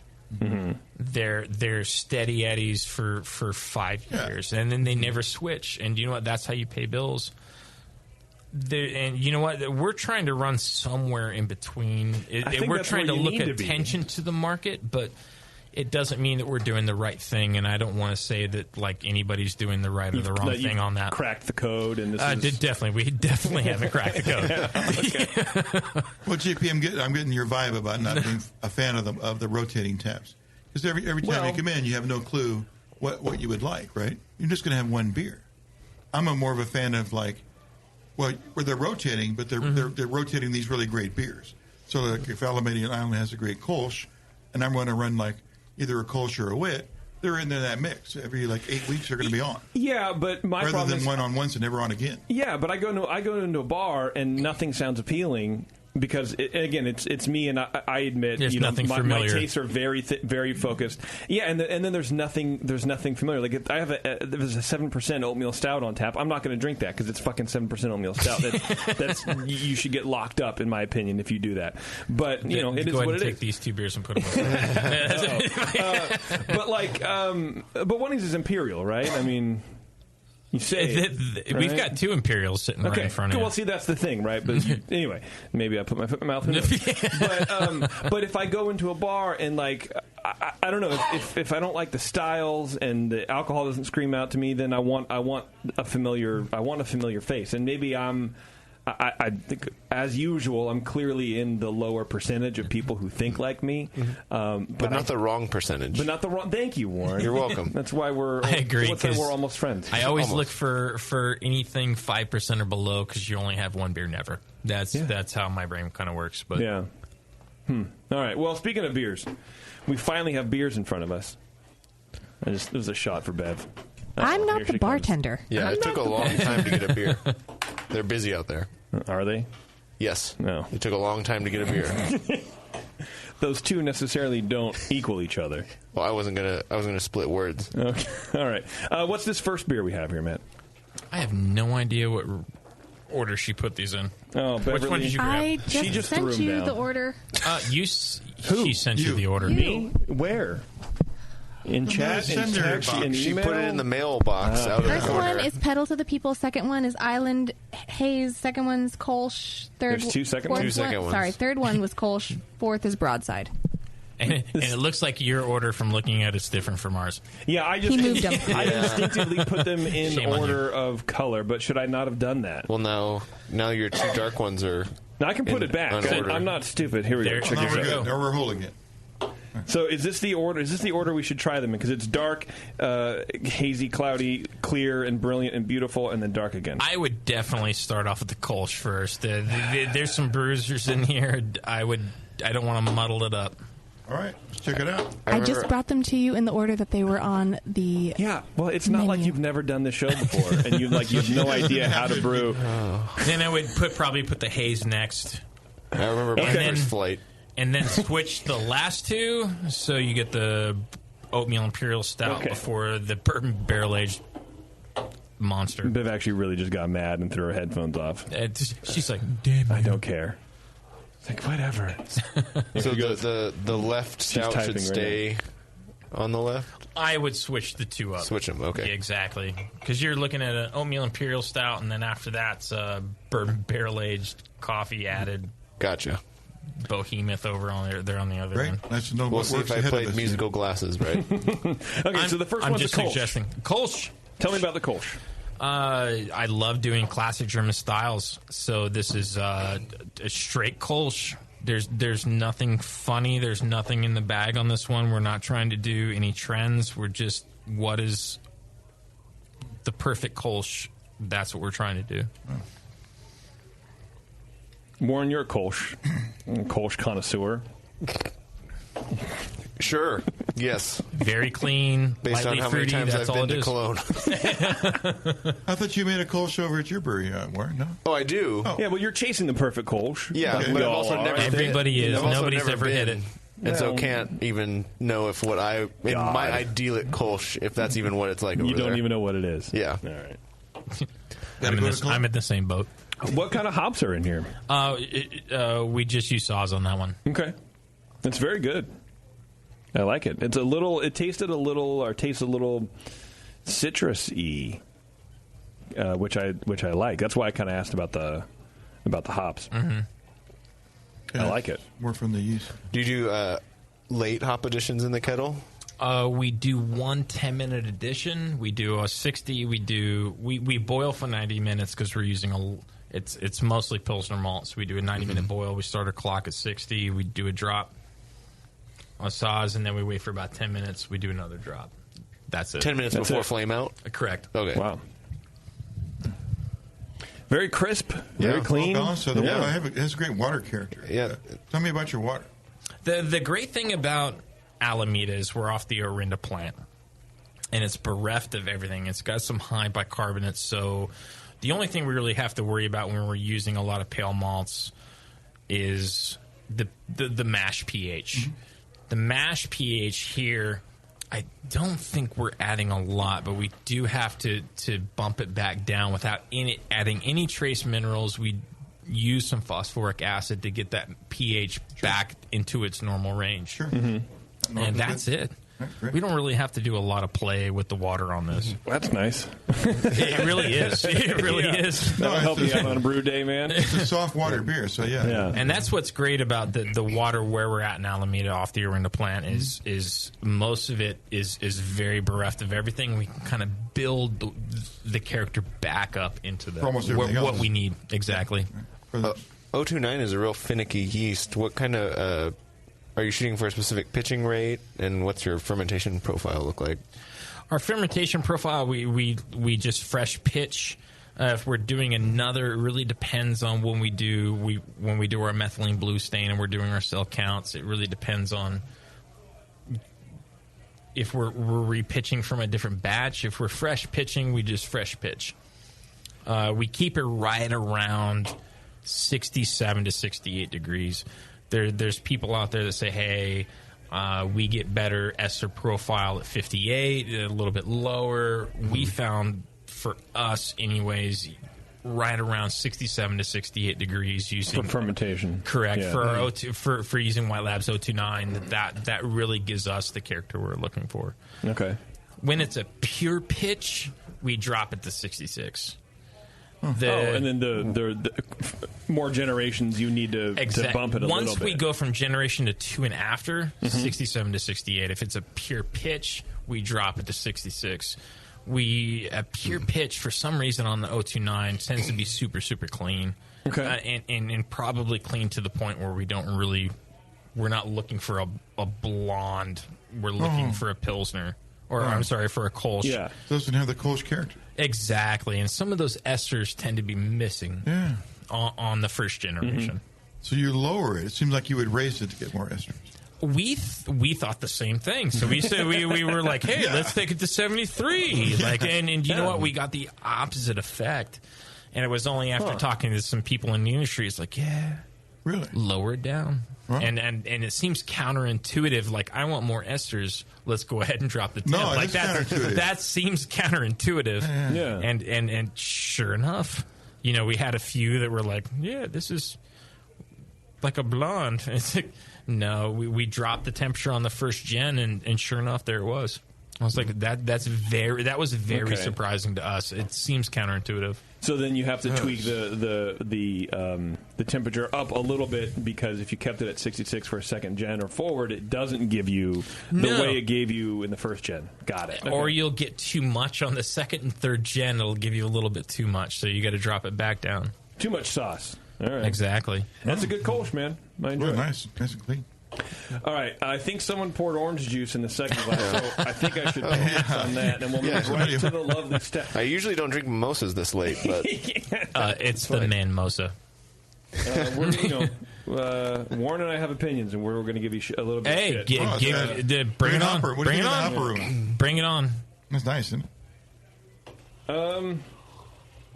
I mean, I don't know. Look, I think for the style, I think you hit it just fine. It looks like all the other cloudy beers I see on Instagram. Gotcha. Has a nice head. It smells good. I'm just giving you shit a little bit. Hey, you should. It's what I do. I'm sorry. You should. It's what it is. Don't pull punches. What is the hop aroma there? The hop aroma, we actually only hit it with one addition in the kettle, so we're actually hitting it with about 20 IBU at Whirlpool. When we're done, everything else comes in dry hop. Okay. What is it's 20 IBUs. 20 IBU only, in the one kettle. Whirlpool edition, so that turns out for a 20-pound or a 20-barrel batch, about 8.6 pounds of Mosaic. Mosaic, okay. And then we wait until we're halfway in between OG, FG. That's about 10:30 for us. There's professional brewers out there laughing at me. I don't know what Plato is. Hey man, sorry, I never learned it. I laugh at the people who talk in Plato. It's like you're a home brewer. Just give me fucking starting gravity. Most of our audience knows specific gravity. Well, thank God these are real people. That's right. Well, yes. They're like, oh yeah, it was 12.762 degrees Plato. I'm like, I have no idea what you just said. I'm straight from the garage. I have 10:50. It's fine. So we wait until she hits about 10:30. Then we hit her on a 40-barrel batch. We hit her with 88 pounds of Citra into fermentation midway through. Okay. So what do you think the finishing IBUs are in this beer? I don't know. We're picking up... we never sent this one to a lab, but we're definitely picking up stuff in the dry hop. We're definitely picking up... I don't know if it's betas or whatever the case may be, but we're probably right around the 20 to 30 range. Let me tell you. What's the ABV of the beer? 6.1. It tastes like a 55 IBU beer, so you must be picking up... We have to be picking up some, and everybody's like, "Oh, I'm going to dry hop a beer and not pick up any IBU." Good luck, that's not the case. On some of these hazy beers, we're dropping, 5 pounds per barrel. Wow! And you know what? It's going to pick up some bitterness. This is a hazy beer. It mediates hop bite. This has a lot of hop bite in it. It still has some hop bite, and it's above what our original calculations were. We've never sent this off to a lab, so we're not really sure. But is hop bite the same as IBUs? That also depends upon the body of the beer.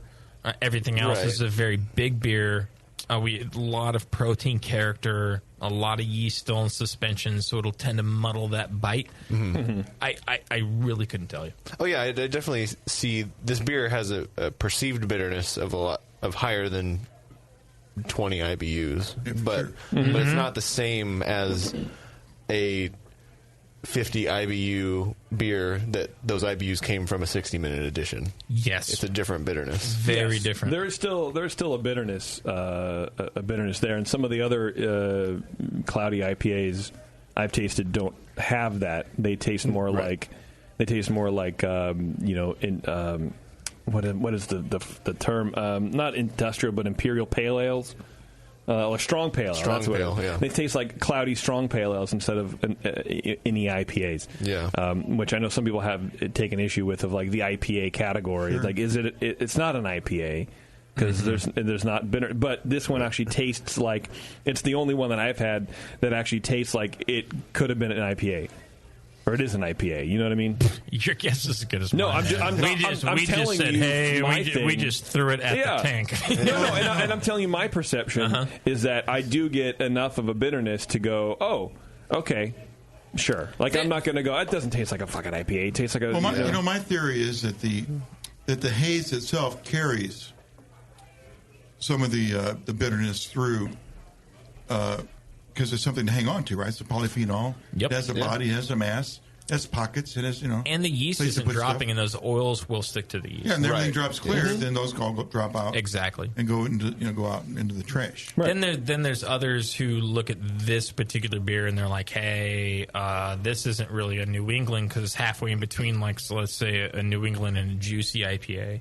Are you serious? They do, because how do you not choke them out?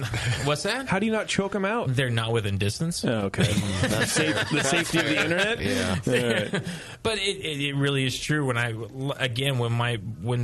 our friends of the brewery were coming in, they were handing me the Trilliums, and they were using CTZ and Simcoe, Idaho 7, some things which I wouldn't associate with a hazy IPA. Mm-hmm. They were bringing them in and was like, yeah, that's what they use. We're running Mosaic Citra, which is a very juicy style IPA hop combo. Mm-hmm. But we're using a New England style hazy IPA kind of background to it. Okay. So it's kind of somewhere in between, and it's more of a hybrid, I think, than running CTZ and Simcoe and some of these other big. So that's the hops. difference? Okay. I don't know if that's the difference. I know Yeah. that's the difference between what we're doing and what some other breweries are doing. Okay. This definitely is one of, in my vast experience drinking New England IPAs. As he vomits on the mic. This is definitely possibly the most IPA New England IPA I've had. Right, and it's that for me. It's that bitterness on the end. Yeah. Everything else is just know. And it's also not super heavy mouthfeel. Do we have a convert? No. Yeah, Clear this up I'm and all it'll right. be even better. He's like, just biofine it next time. Right. Well, yeah. Well, just imagine a world where there is a perfect cloudy IPA. Mm-hmm. I don't think it exists. What does it look like? What does it smell like and taste like? Smells like a German Pilsner. People made a lot of IPAs before somebody finally making it really good, right? I mean, truth. I don't think they've even done it You yet. remember when there was bad IPAs, right? I mean, like Yeah, weren't that good. today, Still? right now. Really? Well, no, I'm just talking about IPAs are I'm gross. not talking about you personally. I'm just Yeah. talking about The Borg brain the of bar okay. got raised and raised and raised. He's like, do you have malt liquor? Malt liquor is wonderful. Yeah. I think Boone malt Farm. liquor is the new craft beer. Yeah. No, the IPA bar is high now. So the bar on Hayes Yes. is pretty low, or it's like who knows who knows where it's at, you know? I don't think, but I from what I know about and I don't want to get too, because next show is going to be all about this stuff, so I don't want Awesome. to And drain it experts too on much. too, yeah. But I think the bar, by nature of the style, is impossible to set. It is because it's so it's not shelf stable. You need to drink it within a couple of. What's your you've had experience with actually doing this, because I don't think anybody here does. What's your timeline of shelf stability for this? We've actually we tried using different yeast strains, and we're like, hey, let's run 05 or Cala 1 or these things. Yeah, they all want to separate in a keg. They want to separate. Yeah. They can't be warm. This is the only yeast strain. I'm not telling anybody what it is. Okay. Which yeast strain is that? That's a long name for a yeast strain, man. It is. Yeah. It's lactobacillus. Oh, okay. Pediococcus. I love it. Just use that. You'll be fine. This is the only yeast strain we found where that yeast strain refuses to drop. Okay. We can sit this in our cooler for 2 months, and it will be the same now as it. And in 2 months, clarity-wise, but how about flavor? Flavor's the same for some reason. Like when the yeast stays in suspension, that it holds on to that hop aroma. But as soon as you lose that suspension of that yeast, it's gone. Yeah, and it changes, and it. But it the oils up. age, and eventually all that kind of drops out. So I mean, 2 months, I can't. I wish I knew. I can't believe you. I think you're lying to me. We've never gone beyond a batch lasting more than 3 weeks. Okay. Maybe you're right. I have would no love idea. for you to put even just like a 5-gallon keg in the cold Done. box. I'll do it for you guys. That would be. I would really Done. like to, because I don't know if anybody. I'll put it in the cold box for 6 research months, and then we'll put it back on tap here at the Hop Grenade. I'll just charge you double for aging it. Charge us triple, because it's not my business. I don't give a shit. Fine. Yeah, I'm good with that. Yeah. But and just and you hit it like once a week, just with the Cobra Tap, and just to taste it. I'm curious how long that actually will last, because the only ones that I've ever had taste like they've turned, and I don't know, not this one, but like the first one we had, the Heady Topper, it tasted not good. And I think ever since then, that has, no pun intended, clouded my judgment on these beers because he's your judgment. I see what you did there. the ones that I get are just like, well, it just kind of tastes weird. But I wonder how long I just wonder how long. Your guess is as good as mine. We probably sell through a 40-barrel tank in 2 weeks. God bless you. We rotate it and we keep rotating it. I don't think we've ever had this beer sit around long enough to worry for it about to fall apart or change and or whatever. You know what? I'm actually curious myself. And do you know what? For you, I'm going to put a sixtel and I'm going to put it in the back, and we're going to wait 6 months in my cellar temp, not in my walk-in temp, and we're going to see what this thing does. Yeah, man. Why Sound not? good? It might be delicious. Even a good It IPA isn't going to be better 6 months from now. Yeah, exactly. But I think it's more. But how do things what change? is the degradation on these things? Yeah. I don't know. Well, they that's sell what I mean. so like fast. either like a glass weekly or monthly or a bi-weekly, something like that. Bi-monthly. You let me know what you want. I'll make sure it's done. That's what I want. Yeah. I want once a week on a Friday, just a little, 8 ounces at a time for 6 months. And I want you to chart everything. We'll get Brulosophy over there. It'll be a whole thing. I'll put it through our spectrometer and the whole bit. Yeah, that'd be great. Yeah, Marshall will say it stays the same. It'll be fine. Yeah. Well, it's not a significant P ratio. Shut up, Marshall. My P value's not big. Yeah. Well, he's a very short guy. Yeah. What's next here? I think hopefully if everybody's kind of lined up right, this is our broadside or oatmeal imperial stout. We use over 400 pounds of flaked oats in this beer. Smells like an oatmeal stout. It's not a high IBU beer, but we run very, very heavy. One of the things that I picked up from home brewing that has kind of transferred into my professional brewing world is that happens all the time, I don't know. Most brewers are we're farmer home brewers. I don't get outside much. I don't talk to anybody much. I'm like, oh, look, people. Feel like a puppy. Like, look, people. I tend to use more chocolate malt, and that was a mistake when the homebrew shop's out of the roasted malt. It's like, oh, well, chocolate malt's the closest we got. And I still to this day tend to use a lot more chocolate malt than roast or black patent or whatever the case may be. I think it works better. Me too. I love that between a porter and a chocolate. stout is the porter has chocolate.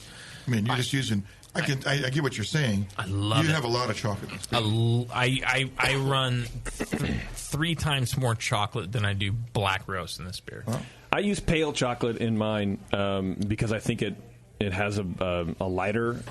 It does. Kind of a chocolate flavor. It's very subtle too. Yeah, that's my pale chocolate is my thing. But I invented it. I don't know if you knew that or not. Good for you, man. Thank you. You were the first person to use pale chocolate in a beer, I think. Well, I invented it. I just said that. Of course, you invented the pale chocolate. You probably already said this, and I wasn't paying attention. It's the JP method. What's the ABV of this beer? This is 10.5. That's a very strong beer. Doesn't taste like it. This is about the upper limit of our house strain. And we have to do it very cold. If there's one thing in the world that I hate is beers with burn. I don't want any of those. Like alcohol burn? I hate them. I don't like alcohol burn. I don't like the fusels. I don't like anything else. I would rather ferment slow and wait another week than try and push this beer out too soon. So we try and push her out as slow as we can, and we end up around 10.5 on this beer. Okay, excellent. How much? How many pounds of grain is in this? Oh, Jesus. Mother. I would have to actually look. The first time we brewed this beer, hopefully we have a home brewer actually comes into the shop. He's actually a former Coastie, too. Mm-hmm. He helps me out. His name's Braden.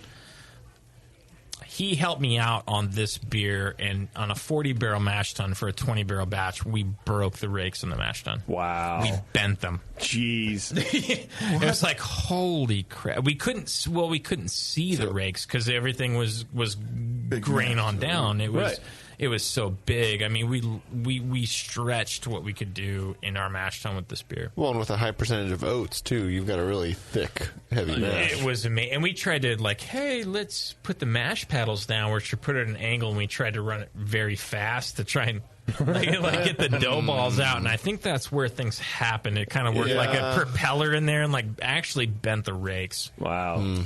It's okay. That's what car jacks and other things are meant for, to bend everything back. Yeah, exactly. What are you going to do intuitively to do that? It's either that or spend $10,000 replacing the rakes. It's like, hey, I've got a level and a car jack. Let's go for it. Yeah, do what you got to do as a brewery owner, man. Do what you got to do, man. Verify that you got a great motor on those rigs. It's a fantastic motor. The gearbox, on the other hand, I've rebuilt that a few times. But so, is this the only batch you made out of this? No, that we released this. This is our third run of this beer. We release this every wintertime. Okay. So, have you learned a lesson on how to manage your mash thickness? Nope. No. Okay. I'm going to be honest. The answer is no, and we didn't bend the rakes this time. That's good. Oh, okay. But we're prepared when we do it again. Right. We know how to fix the rakes this time. So you're not planning on not doing it again. You're just ready for when you do it again. Hey, you know what? We're just gonna continue making beer, and then we'll just fix the problems afterwards. The problems are an afterthought now. Yeah, exactly. That sounds like, hey, we've got a pretty good handle on how to fix things now. And we're just going to continue to run forward, and whenever we run across a problem, I think we can fix it. I love it. That sounds great. Run through the wall and then rebuild it. Right. Exactly. Run through it again. Yeah. Once you know how to build a wall, who cares? Exactly. Once you know how to rebuild the wall cheap, a wall, please. And then what's the last beer that we have here? The last beer we have here is very special. This is the latest one we did. This is an Imperial Stout Porter. I use stout porter because there's a very long history between what's the difference between stouts and porters, I was and say, this what and is he that. I think Matt's lost his mind. No, and that's not the case. I mean, there's a long history starting in the late 1700s of stouts and porters and party guiling, and then there's taxation and how the British government was coming in. I hope everybody reads up on it, but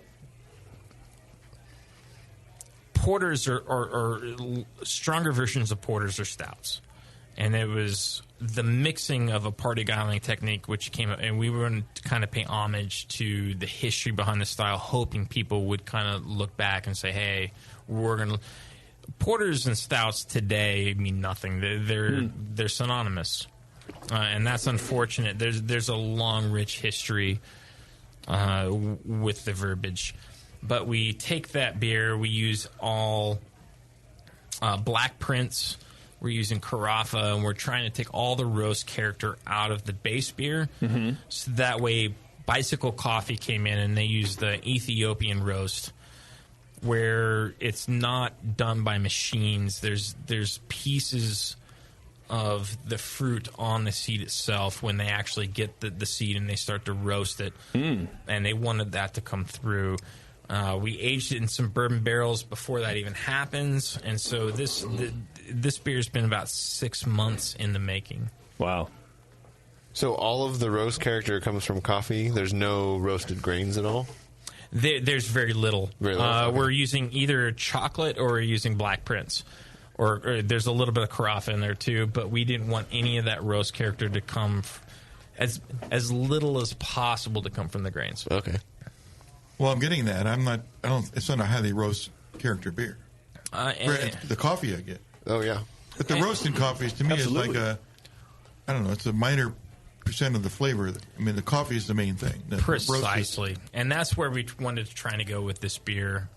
We didn't know if it would translate correctly, where we're taking a beer where it's supposed to be a lot of roast and coffee and all those characteristics. Let's take as much of that out as possible while still doing a big...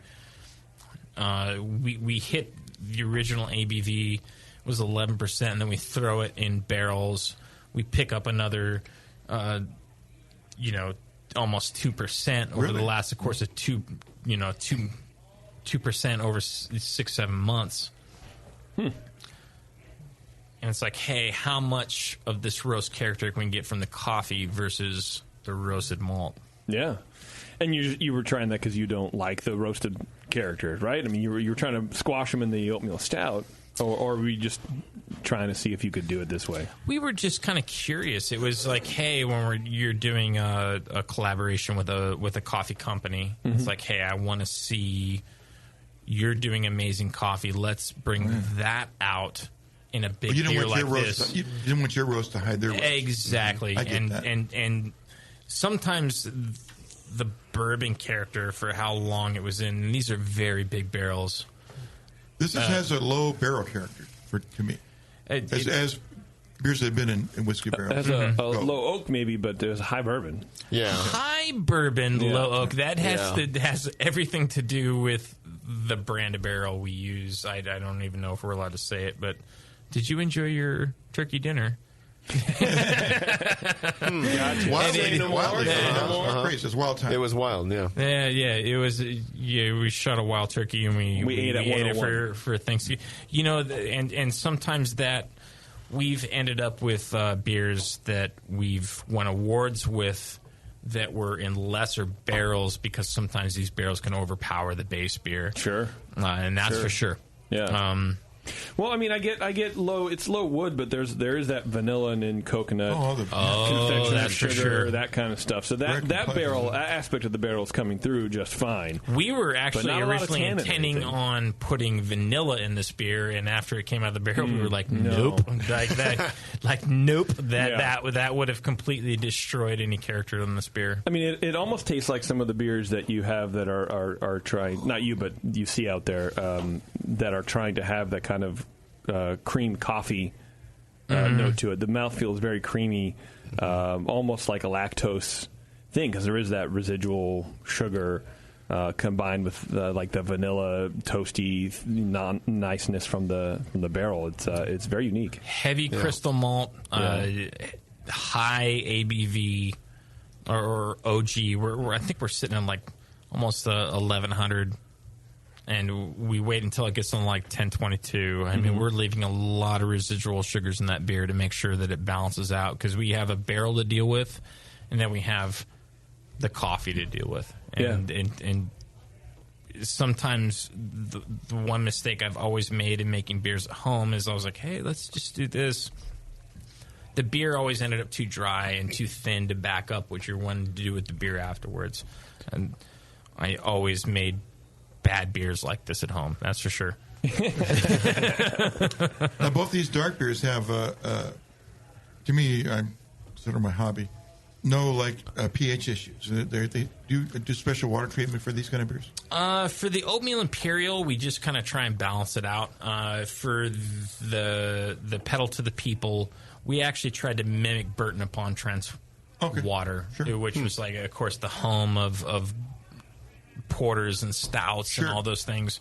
And of course the problem with that is with a water like Orinda is you actually have to, especially with the dark beer which wants to lower the pH, is you have to raise the pH first and then bring the pH down by adding all the different trace elements that you want to use. So it was actually kind of reverse intuitive from what we normally do with a beer, that's for sure. Sure. Yeah, you're creating the buffers to protect both ends of it. Yeah, because we can't really add all those trace minerals because it wants to lower the pH, and it's such a dark beer. The dark malts want to lower the pH again. It's like we actually have to raise the pH first before we do that again. Yeah, fascinating stuff. I don't know anything about water pH. It's math, and I can't do it. As long as it tastes good, that's all I care about. It doesn't really taste well. My beer doesn't taste good.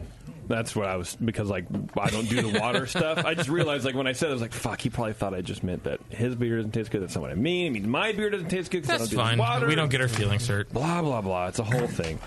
Speaking I'll of see you whole things, outside. if you want to go to, I'm working real late tonight. I'm actually sleeping here, so that's great. Me too. Shit. Great Fermentations, everybody, has the largest catalog of Blickman products on the web, and their staff is some of the best trained in the business in using the Blickman products. They offer top-notch customer service, same-day shipping. Check them out, greatfermentations.com. They're all over social media internets at GR8 Fermentation. Social media internets, Warren. All of those things? All of them. Wow. Yeah. They're all over it. They're not on Weibo, though, I'll tell you that. You've looked? I'm big on Weibo. China's You've been trying to Facebook. get me on Weibo. Well, I try to get you in the Weibo. Oh. I don't know what that means. I don't know what that means either. I like the beers, man. Yeah, they're great. Yes. It makes me happy. Yeah. Wait, wrong. I mean, I could have used an IP Oh, in there the other somewhere. brewery. Sorry, my No, bad. I meant our other guest. I'm talking out like No, that's about cool. to repeat That's commercials. But where can everybody find out more about your beers and your place and all the stuff you do, man? You can come visit us, 1716 Park Street in Alameda. Okay. We also have a website, AlamadeIslandBrewingCompany.com. And you can find us on Facebook, Twitter, Instagram. We're trying to be everywhere. We're still trying to figure out how to do the whole social media thing. Are you on Weibo? I have no what you just said. Wow. Wow, bro. I take everything back. Wow. Yeah, social media is Right, you know, we're just it's hard, rookies. dude. You know what?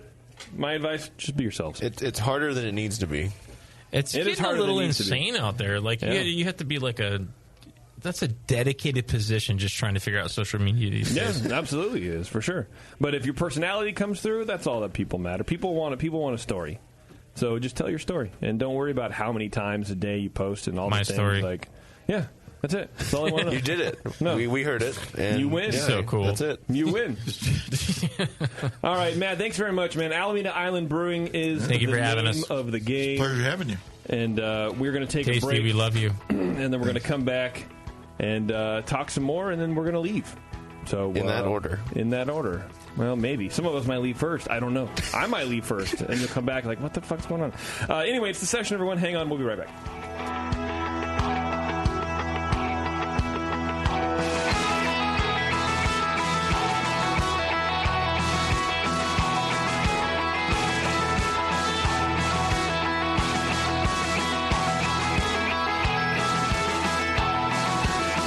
You're listening to the Brewcasters. On the Brewing Network.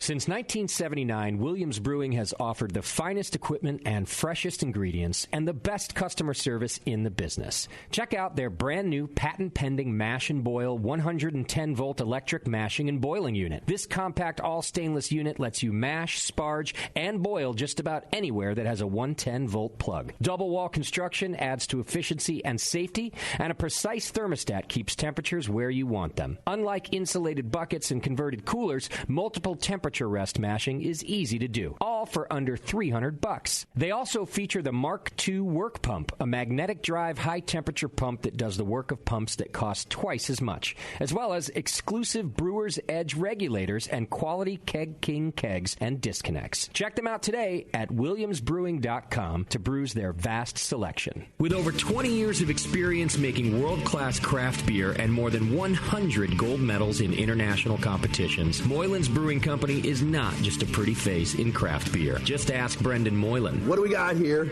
The beer of the hour. Moylan's, gotta love that big M. It's like a sign of awesomeness. Woo-hoo! It's got an extra kick to it. Let's pour this bad boy.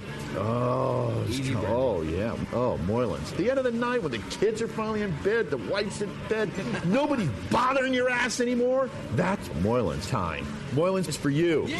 It's to help you out. Yeah. It helps me out. What? Well, because it's freaking awesome. Northern California brewed. It's brewed with love. With love? Oh, yeah. Tremendous. And it's always best where? Moylan's. You gotta try it. On tap at Moylan's in Novato. They're freaking awesome. Not only because I own the brewery, because I love the beer. Cheers! Boom. Kilt Lifter Scotch Ale takes big beers to a whole new level with rich malt balanced perfectly with delicate hops, and now comes in 4-pack tall boy cans so you can take the party on the go. Or come to the brewery, take a tour, and try any of Moylan's fresh creations right from the source. Check them out at moylans.com.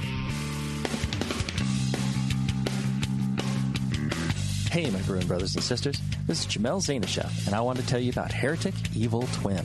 You might be familiar with my homebrew recipe, which uses massive late hopping to create a balance between the malty sweet and the hoppy bitter, along with an outrageous malt and hop character.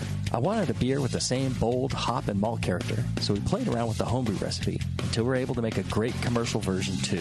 We've created a beer rich in malt character, full of caramel, toast, biscuit, and an ever so subtle roast note. On top of that, we piled in an insane amount of Citra and Columbus hops at the end of the boil, as well as in dry hopping. This damn-the-cost approach to hopping gives Heretic's Evil Twin a great blast of citrus and tropical fruit that can't be matched by any other hop. The result is a bold, malty, hoppy, but easy-drinking beer. This is our top seller, our flagship beer, and I couldn't be prouder of it. Cheers. To find Heretic beers near you, click on Find Some at hereticbrewing.com.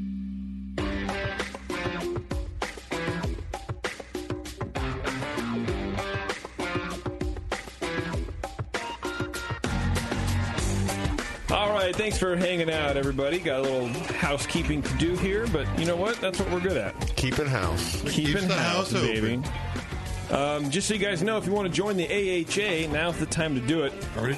We have our affiliate link, of course, there on our site. It has the offer code BNARMY17, and then you can receive 2 free books with your membership, Brewing Local and For the Love of Hops.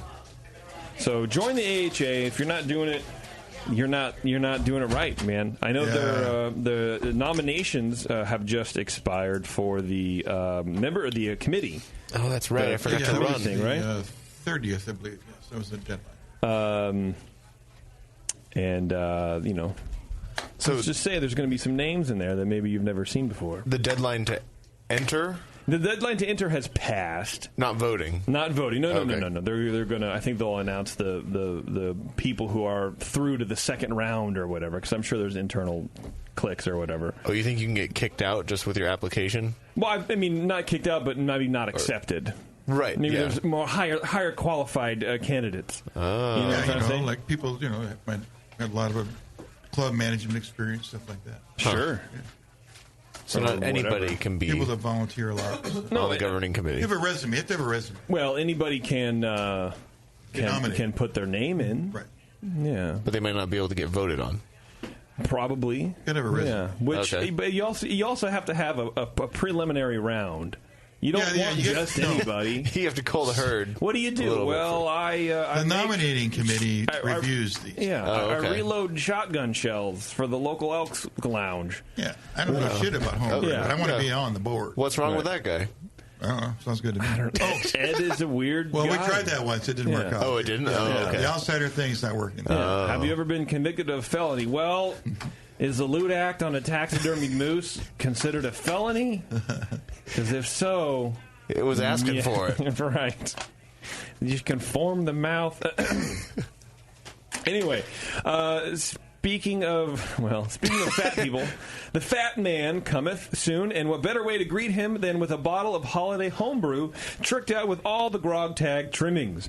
Visit grogtag.com today and order up some custom coasters, beer and wine labels, tasting mats, metal signs, bottle caps, tap handles, and more. All custom stuff, guys. You can do all that custom. There's a lot of stuff. Plus, you can save 10% on your entire order by using code BNARMY at checkout. So don't get put on the naughty list this year. Deck your bottles with grog tags today.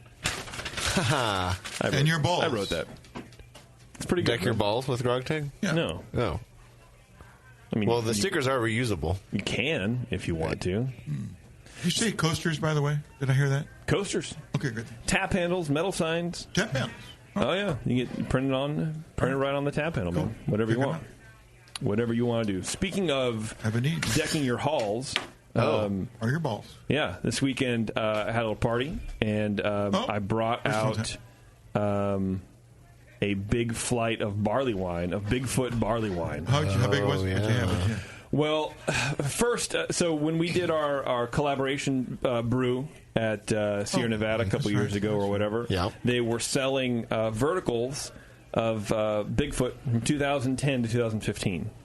In a six-pack. That's right. Yeah, one of each year. Really? One of each year. Just go like, I'll take one of those. Yeah. I was like, how can I not? And with the discount they were giving us, it was like, how do you not buy this?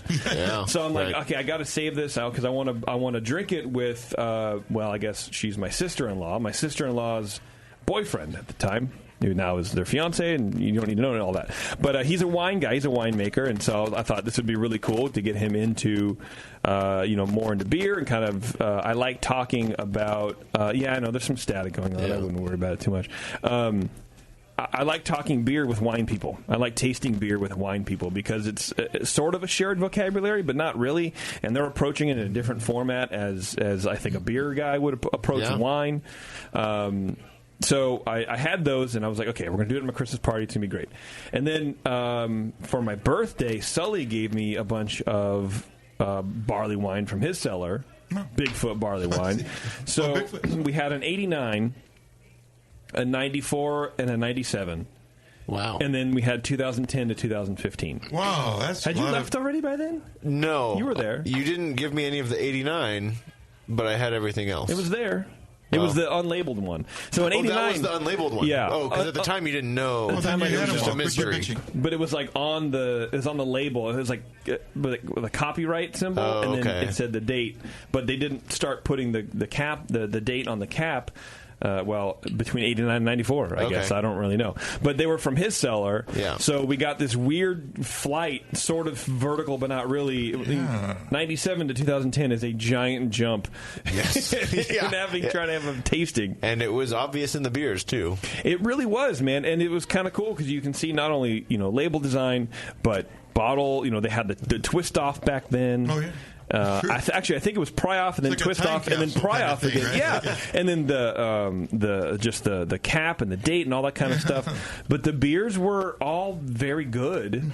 It was weird. I mean, when you try 28-year-old barley wine, you kind of you have a certain expectation, and I wonder if it ruins it. Like for me, Nicole happened to be there too, and Nicole and Nate, and so we were all kind of tasting together. So that was really cool, just from a tasting perspective.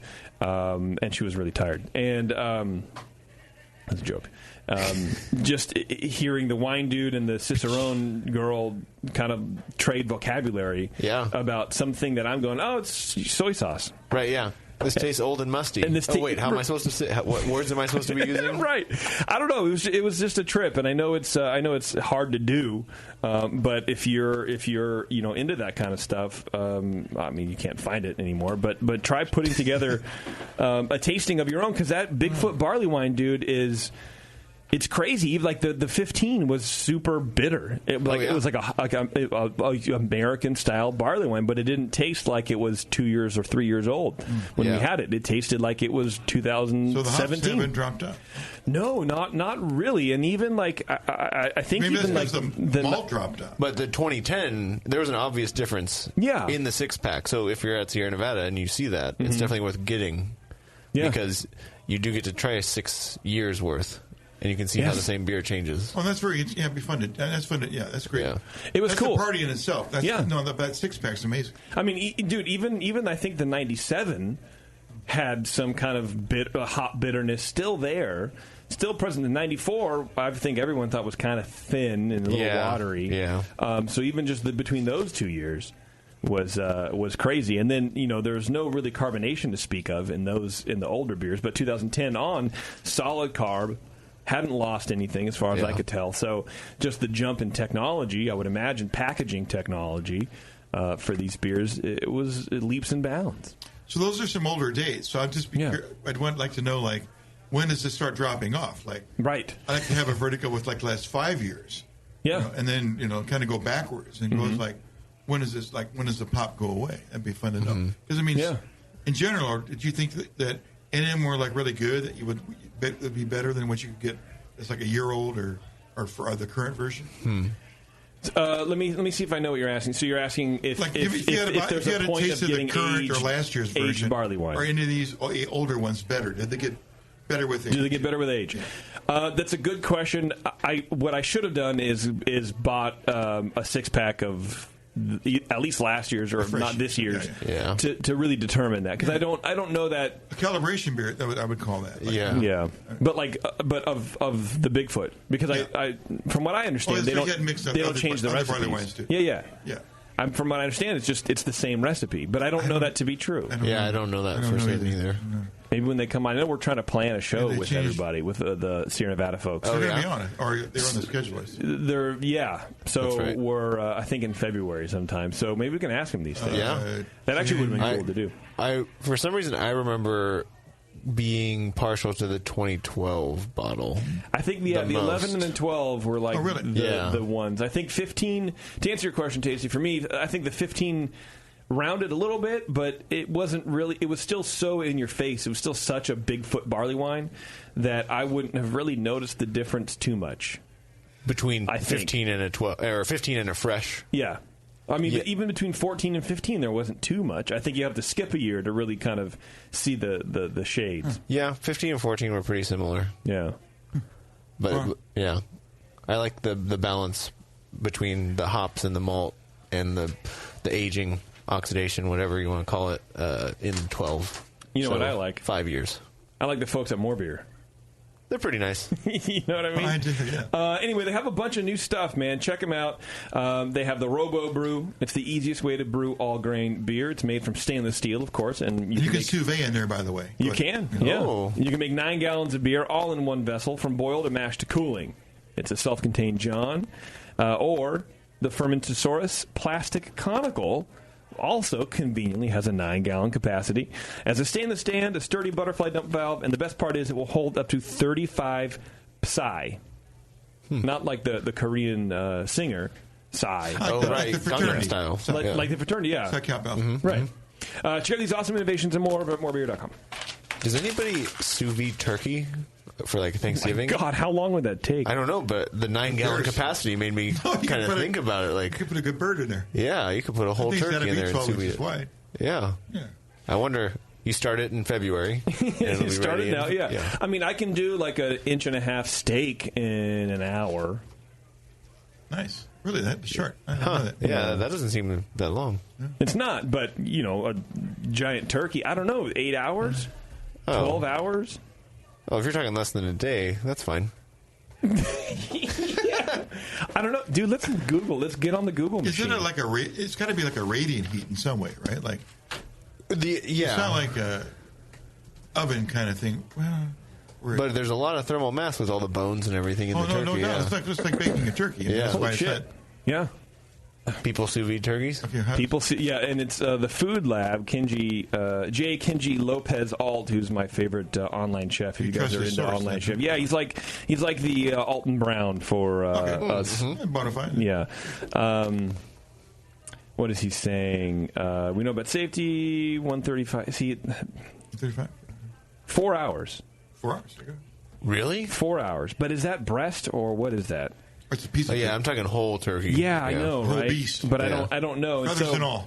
The problem, I think it's maybe just the breast. I think the problem with Kenji is that it's like so much science and all the info, and I just want the bottom line up front. He's not going to give us our answer. There's We're no talking summary. We're talking a much bigger unit than he uses. You go, and you go through all his methodology, which is great. He's kind of like Brewlosophy in that way. Mm-hmm. But even then, Brewlosophy, I'm like, they did something about like Vienna malt versus Munimalt, and I'm like, could you tell the difference? I don't give a shit what time you mashed in. Just give me what was it? But what did we get out of that? That's the internet today. That's we rewired our brains. I don't want to know what you found a difference in. I just want to know if there is a difference. Yeah. Made the bottom line. Yeah. Okay. This person is saying tell us how to do a whole turkey because nobody does that. This person is saying 5 hour. Put in the water bath for an hour, and then after hour, lower the water bath temperature to 76, and cook the turkey for another 5 hours. Turkey.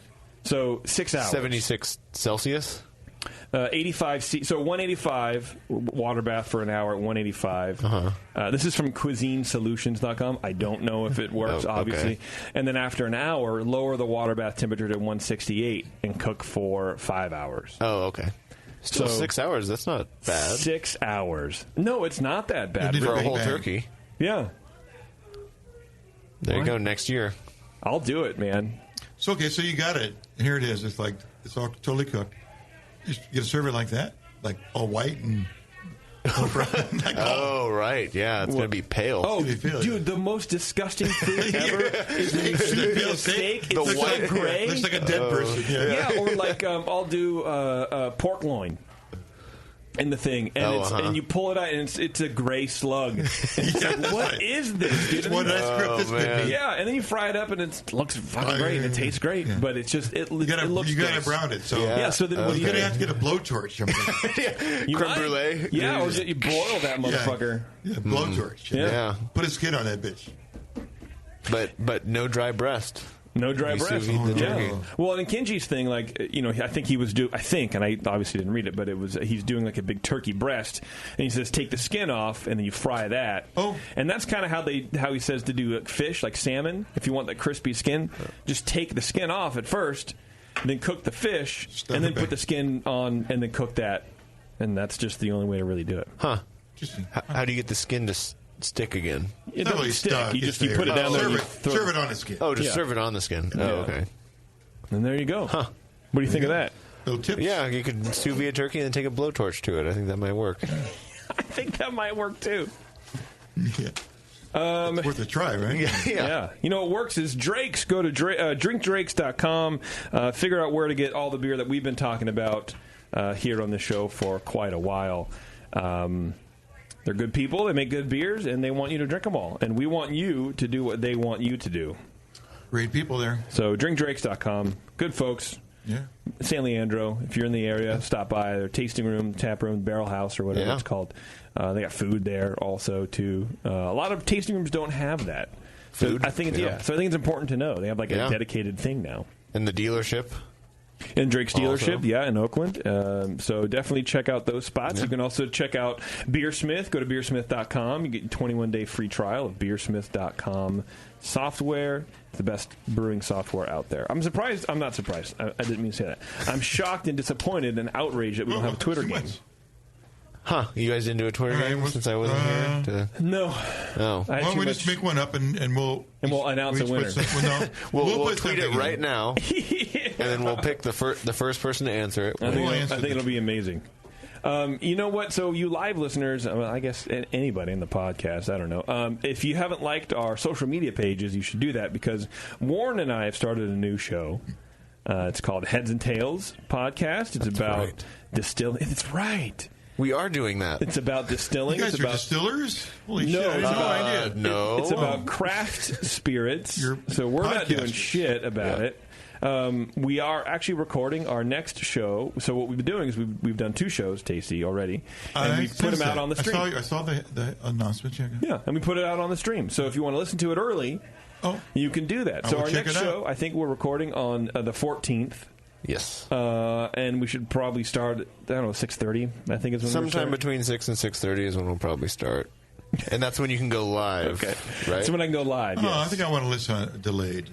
So these aren't posted yet, though? Correct. No, they're not posted. They're all getting posted in January. Oh. So that's the thing. Like Netflix we're gonna, style, huh? Yeah, well, yeah. Right. So that's how you kind of all you guys like 4 hours in a row? Yeah. Nice. So you get the thing, man. You get the whole Big John, the whole download, and then we'll start new shows in February. Give us a heads up. We got to bring Clear the Deck. Get rid of all that other crap. You can binge us for 3 episodes in January. That's true. And then it's 1 episode a month after that. Beardy, huh? Yeah. So we've had St. George Spirits already here out of Alameda. That's a great local, and they're doing everywhere. I see their stuff. Oh, it's good all stuff across the country. Yeah, it's great stuff. Yeah. And then Venus Spirits out of Santa Cruz. Right. We had them on as well. Great stuff as well. And then we have we're going to be doing Lost Spirits on the 14th, and they are in L.A., I believe. I think somewhere in Southern California. I think they were in San Francisco, or they were up here, and I think they moved. Yes. But these people are doing some weird stuff. I think they're going to tie right in with our homebrewing kind of mentality of experimentation with spirits. Nice. That's kind of the thing. That would be a good crossover. Yeah. They're doing some interesting stuff in the lab, and they're using some lab techniques to rapidly age the spirits, and they're getting very high rankings in commercial competitions with their fresh rum that's less than a month old. Wow! But it looks barrel aged and it tastes barrel aged. And if you can do that, and there's clearly a market for it, because at Trader Vic's, there's a market for anybody making something you can get out sooner because you might. Oh right, yes, right. But especially the age stuff, like at Trader Vic's, they just released this, which by the way is the tiki place. It's great. It's my new favorite place to go. They have an anniversary drink for Vic, the guy who started the stupid place. The Trader. It's like thank you. His 110th birthday or whatever the fuck it was. But it was a drink. It was in a lowball glass. It was very with Appleton Estate rum for $1,200. It's a 50-year rum, and supposedly. I saw in a comment somewhere that it's like one of the older commercially available rums you can buy. Huh. So it's $1,250. for this cocktail. I mean, it has 3, Luxardo I would drink that cherries in straight, it. wouldn't you? I mean, Just pound that shit. makes But it worth it, I think then. it's like on the rocks, and maybe there's some bears. I don't know. But I don't think I'd have any of the rocks. Yeah, but so if you can turn out, I mean, obviously it's not going to taste like 50-year-old rum when we try these spirits from Lost Spirits. But if you can do that, why wouldn't you do that? Yeah. That's amazing. It's the 21st century. I just upload it to my neural network. Just upload the spider graph, and then I'll be able to taste it that way. I'm like, oh yeah, right. I'll think how it tastes. Yeah, I think that would be amazing. We should have a Heretic listen into the shows because they're doing the distilling operation. Yeah, that's right. I've had some of their distillate. It's pretty good. Pretty good. They're doing Evil Twin Evil Cousin. I think he's distilled. And oh yeah, which is crazy. Yeah, it's crazy. You know what else is crazy? Orgasms. Those aren't real. Well, male orgasms. They're part of my week. I mean, my day. Yeah, they're part of my day today too. My for hour. Sure. Yeah. Cat, get out of here. I'm working. Adam and Eve is determined to help you spice things up in the bedroom, and they're backing that promise like an ass. Get it? You back up that ass. Check this out. Oh, ass. It's amigo. Check out this. You go to adamandeve.com and you'll get 50% off almost any item when you enter offer code BNARMY at checkout. You'll get the Big O kit for limited time only. Adam and Eve's Big O kit includes their exclusive Climax gel and a mini vibrator, which is amazing. So you get your entire order sent to you for free. What? Nothing is really free these days except shipping from Adam and Eve. And, the Big O kit, man. So anyway, pick out any item at 50% off, free shipping, Big O kit, Climax gel, vibrator. Offer code BNARMY at checkout. That's BNARMY, adamandeve.com.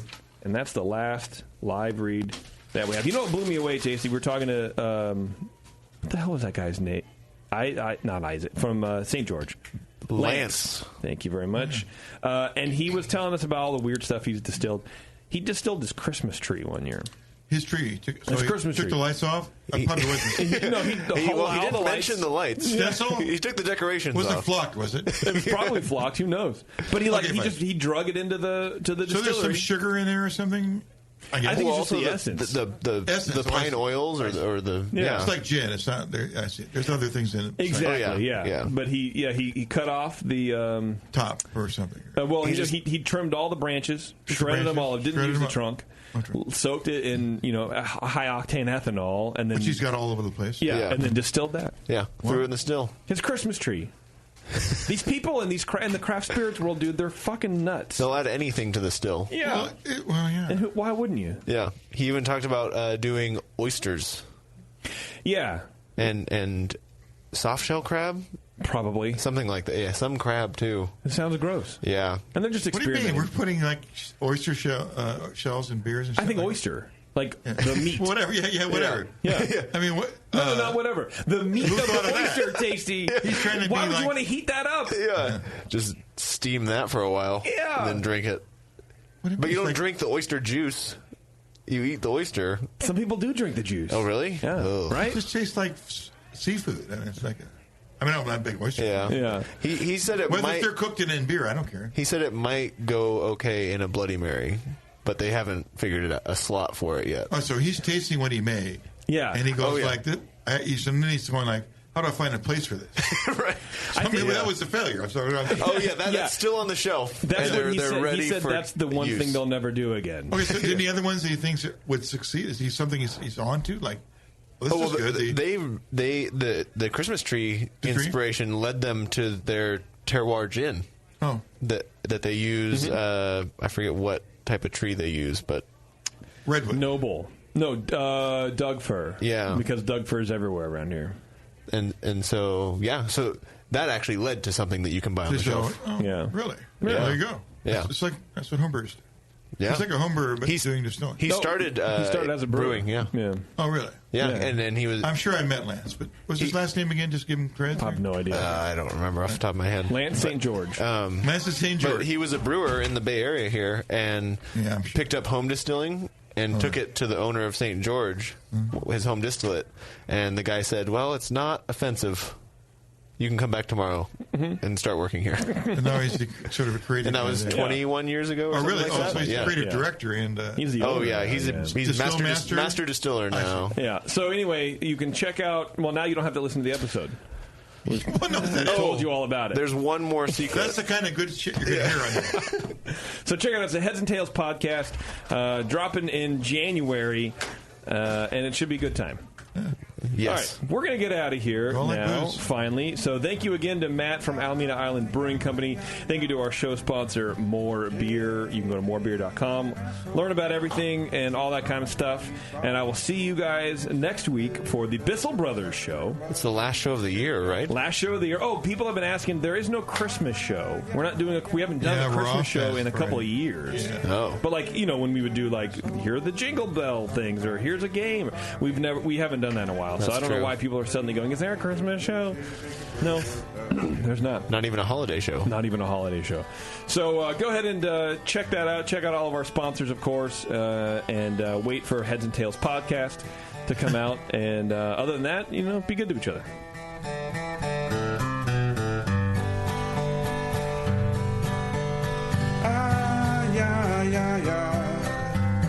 JP's an asshole.